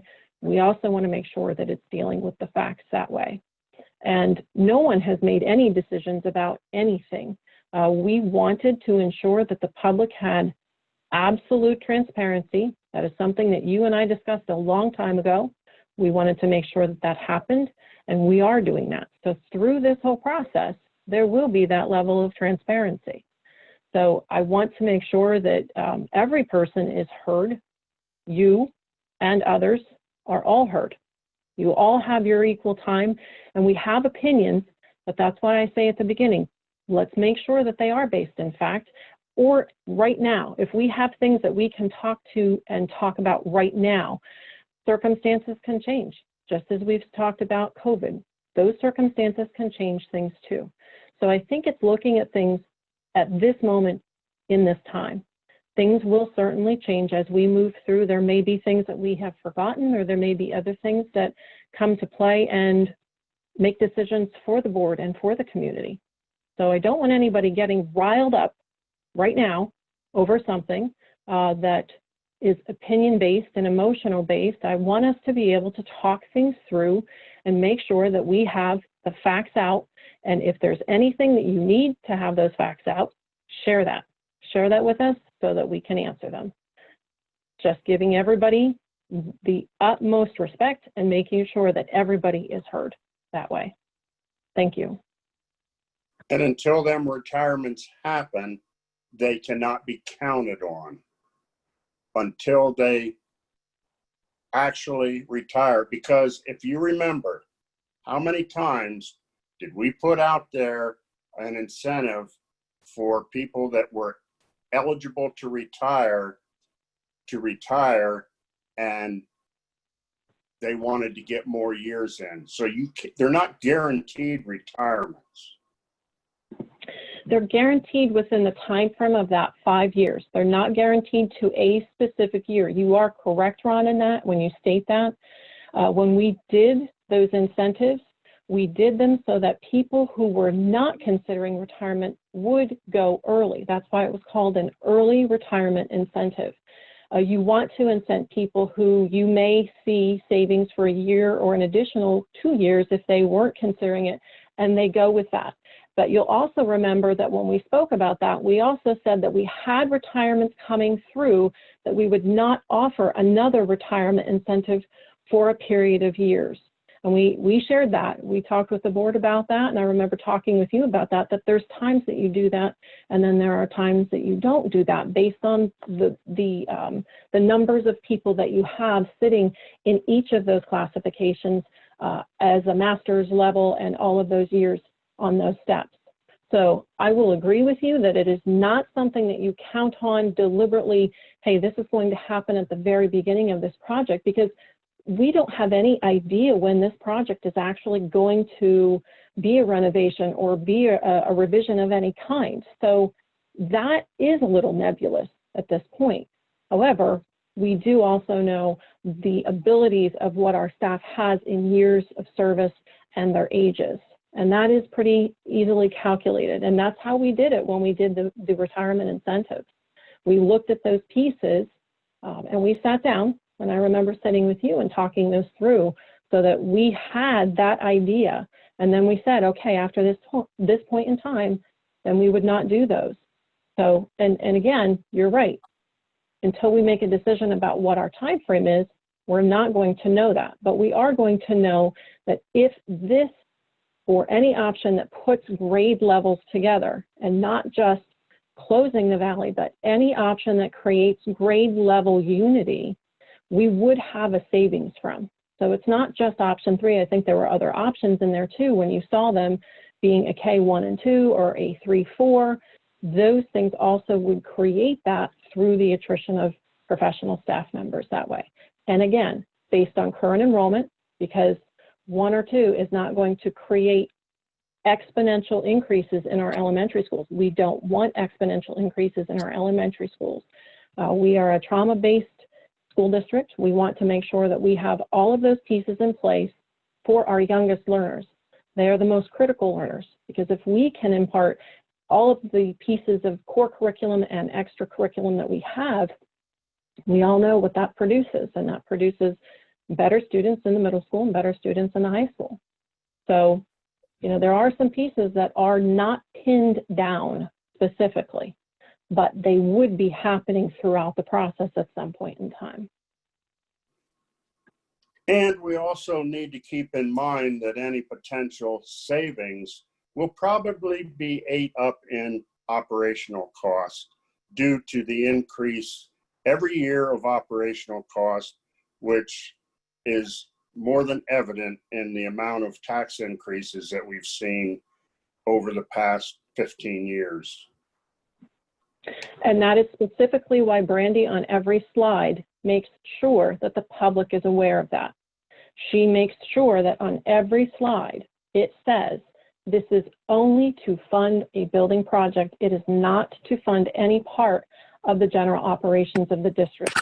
And she has said that repeatedly, and every time she's speaking, she notates that, because we want that, again, to be very transparent to the community, that as this is all being reviewed, it has nothing to do with the general operating costs.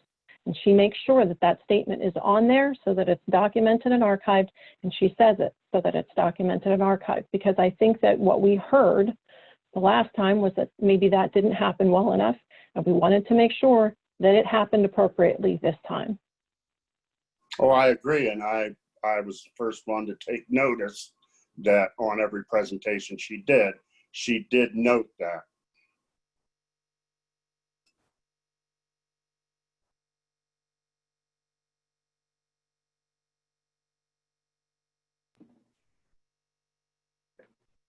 Okay, if we don't have any more comments from the board at this time, I do see a hand raised.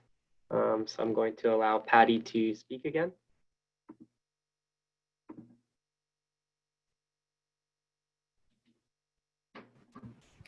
I have 2 more questions, and they are the opinions of teachers, maintenance staff, and support staff taken into consideration when making these decisions? And also regarding transportation for the 3rd and 4th graders to the middle school, would they be on the buses with the 7th and 8th graders?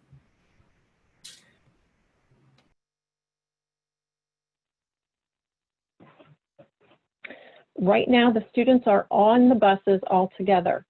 So we have our youngest elementary students on the buses with the older students. That is something that I guess has been a long-standing tradition here. So yes, they would be on the buses as they are currently. Are other opinions sought after? The opinions will come from the staff who works in specific areas once the board makes a determination about the overview of what option they would like to see. Right now, we are at a 30,000-foot view. Once the board determines that direction, then we start taking that out, and they would have meetings with the staff so that those staff members would be involved and have a say in what the building looks like, what its functions would need to be, and where to be putting things so that it helps our programs move easily and succeed for the students. So yes, they would. That would be coming. That is not yet. They were involved in helping us determine deficiencies for the first 2 meetings that were held in June. They had opinions on those pieces about what we were missing within our schools. So that came from them at that point, and it will go back to them in the future. Thanks for the question. That was a very good question.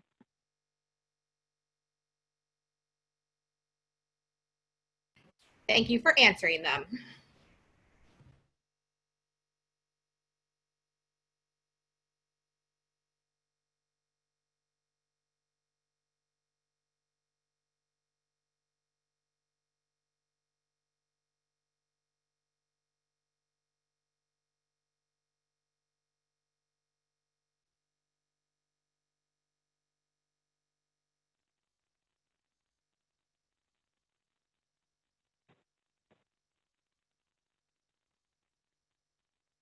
Steve, maybe you wish to wrap it up with some board comments or any final comments? We're not seeing at this point any more hands being raised by the public. Board members, if you're willing to offer some thoughts, or you're still, I guess, contemplating things, whatever, feel free. Now would be a good time to do that. And if not, then I think at this point, then we can close the meeting. So give it a minute for board members if you want to say something.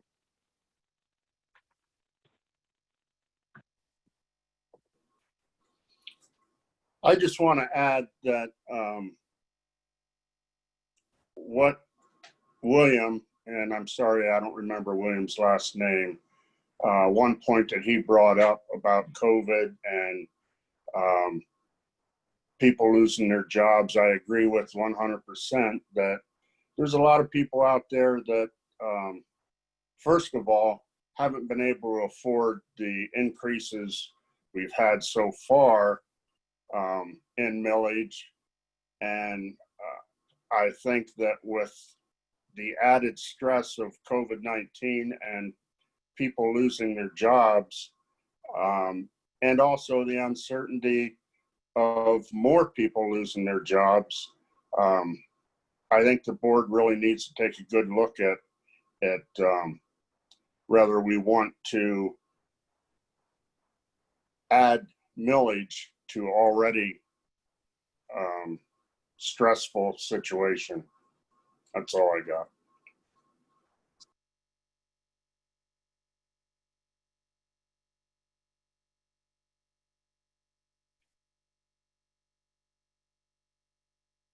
Okay, board, I'll take this to mean that no other comments wishing to be offered. That being the case, thank you tremendously to the public who have come out tonight to join us, and appreciate the questions and the discussion. And that just, we think this is a good way of trying to discuss and let you ask your questions and get this information out. It's on video now. Lots of people out there may have the same questions you had, and that's all good. So we appreciate that. So Scott and Sean, thank you for serving the district the way you do. And so with that, we'll say at this point, good night to everybody.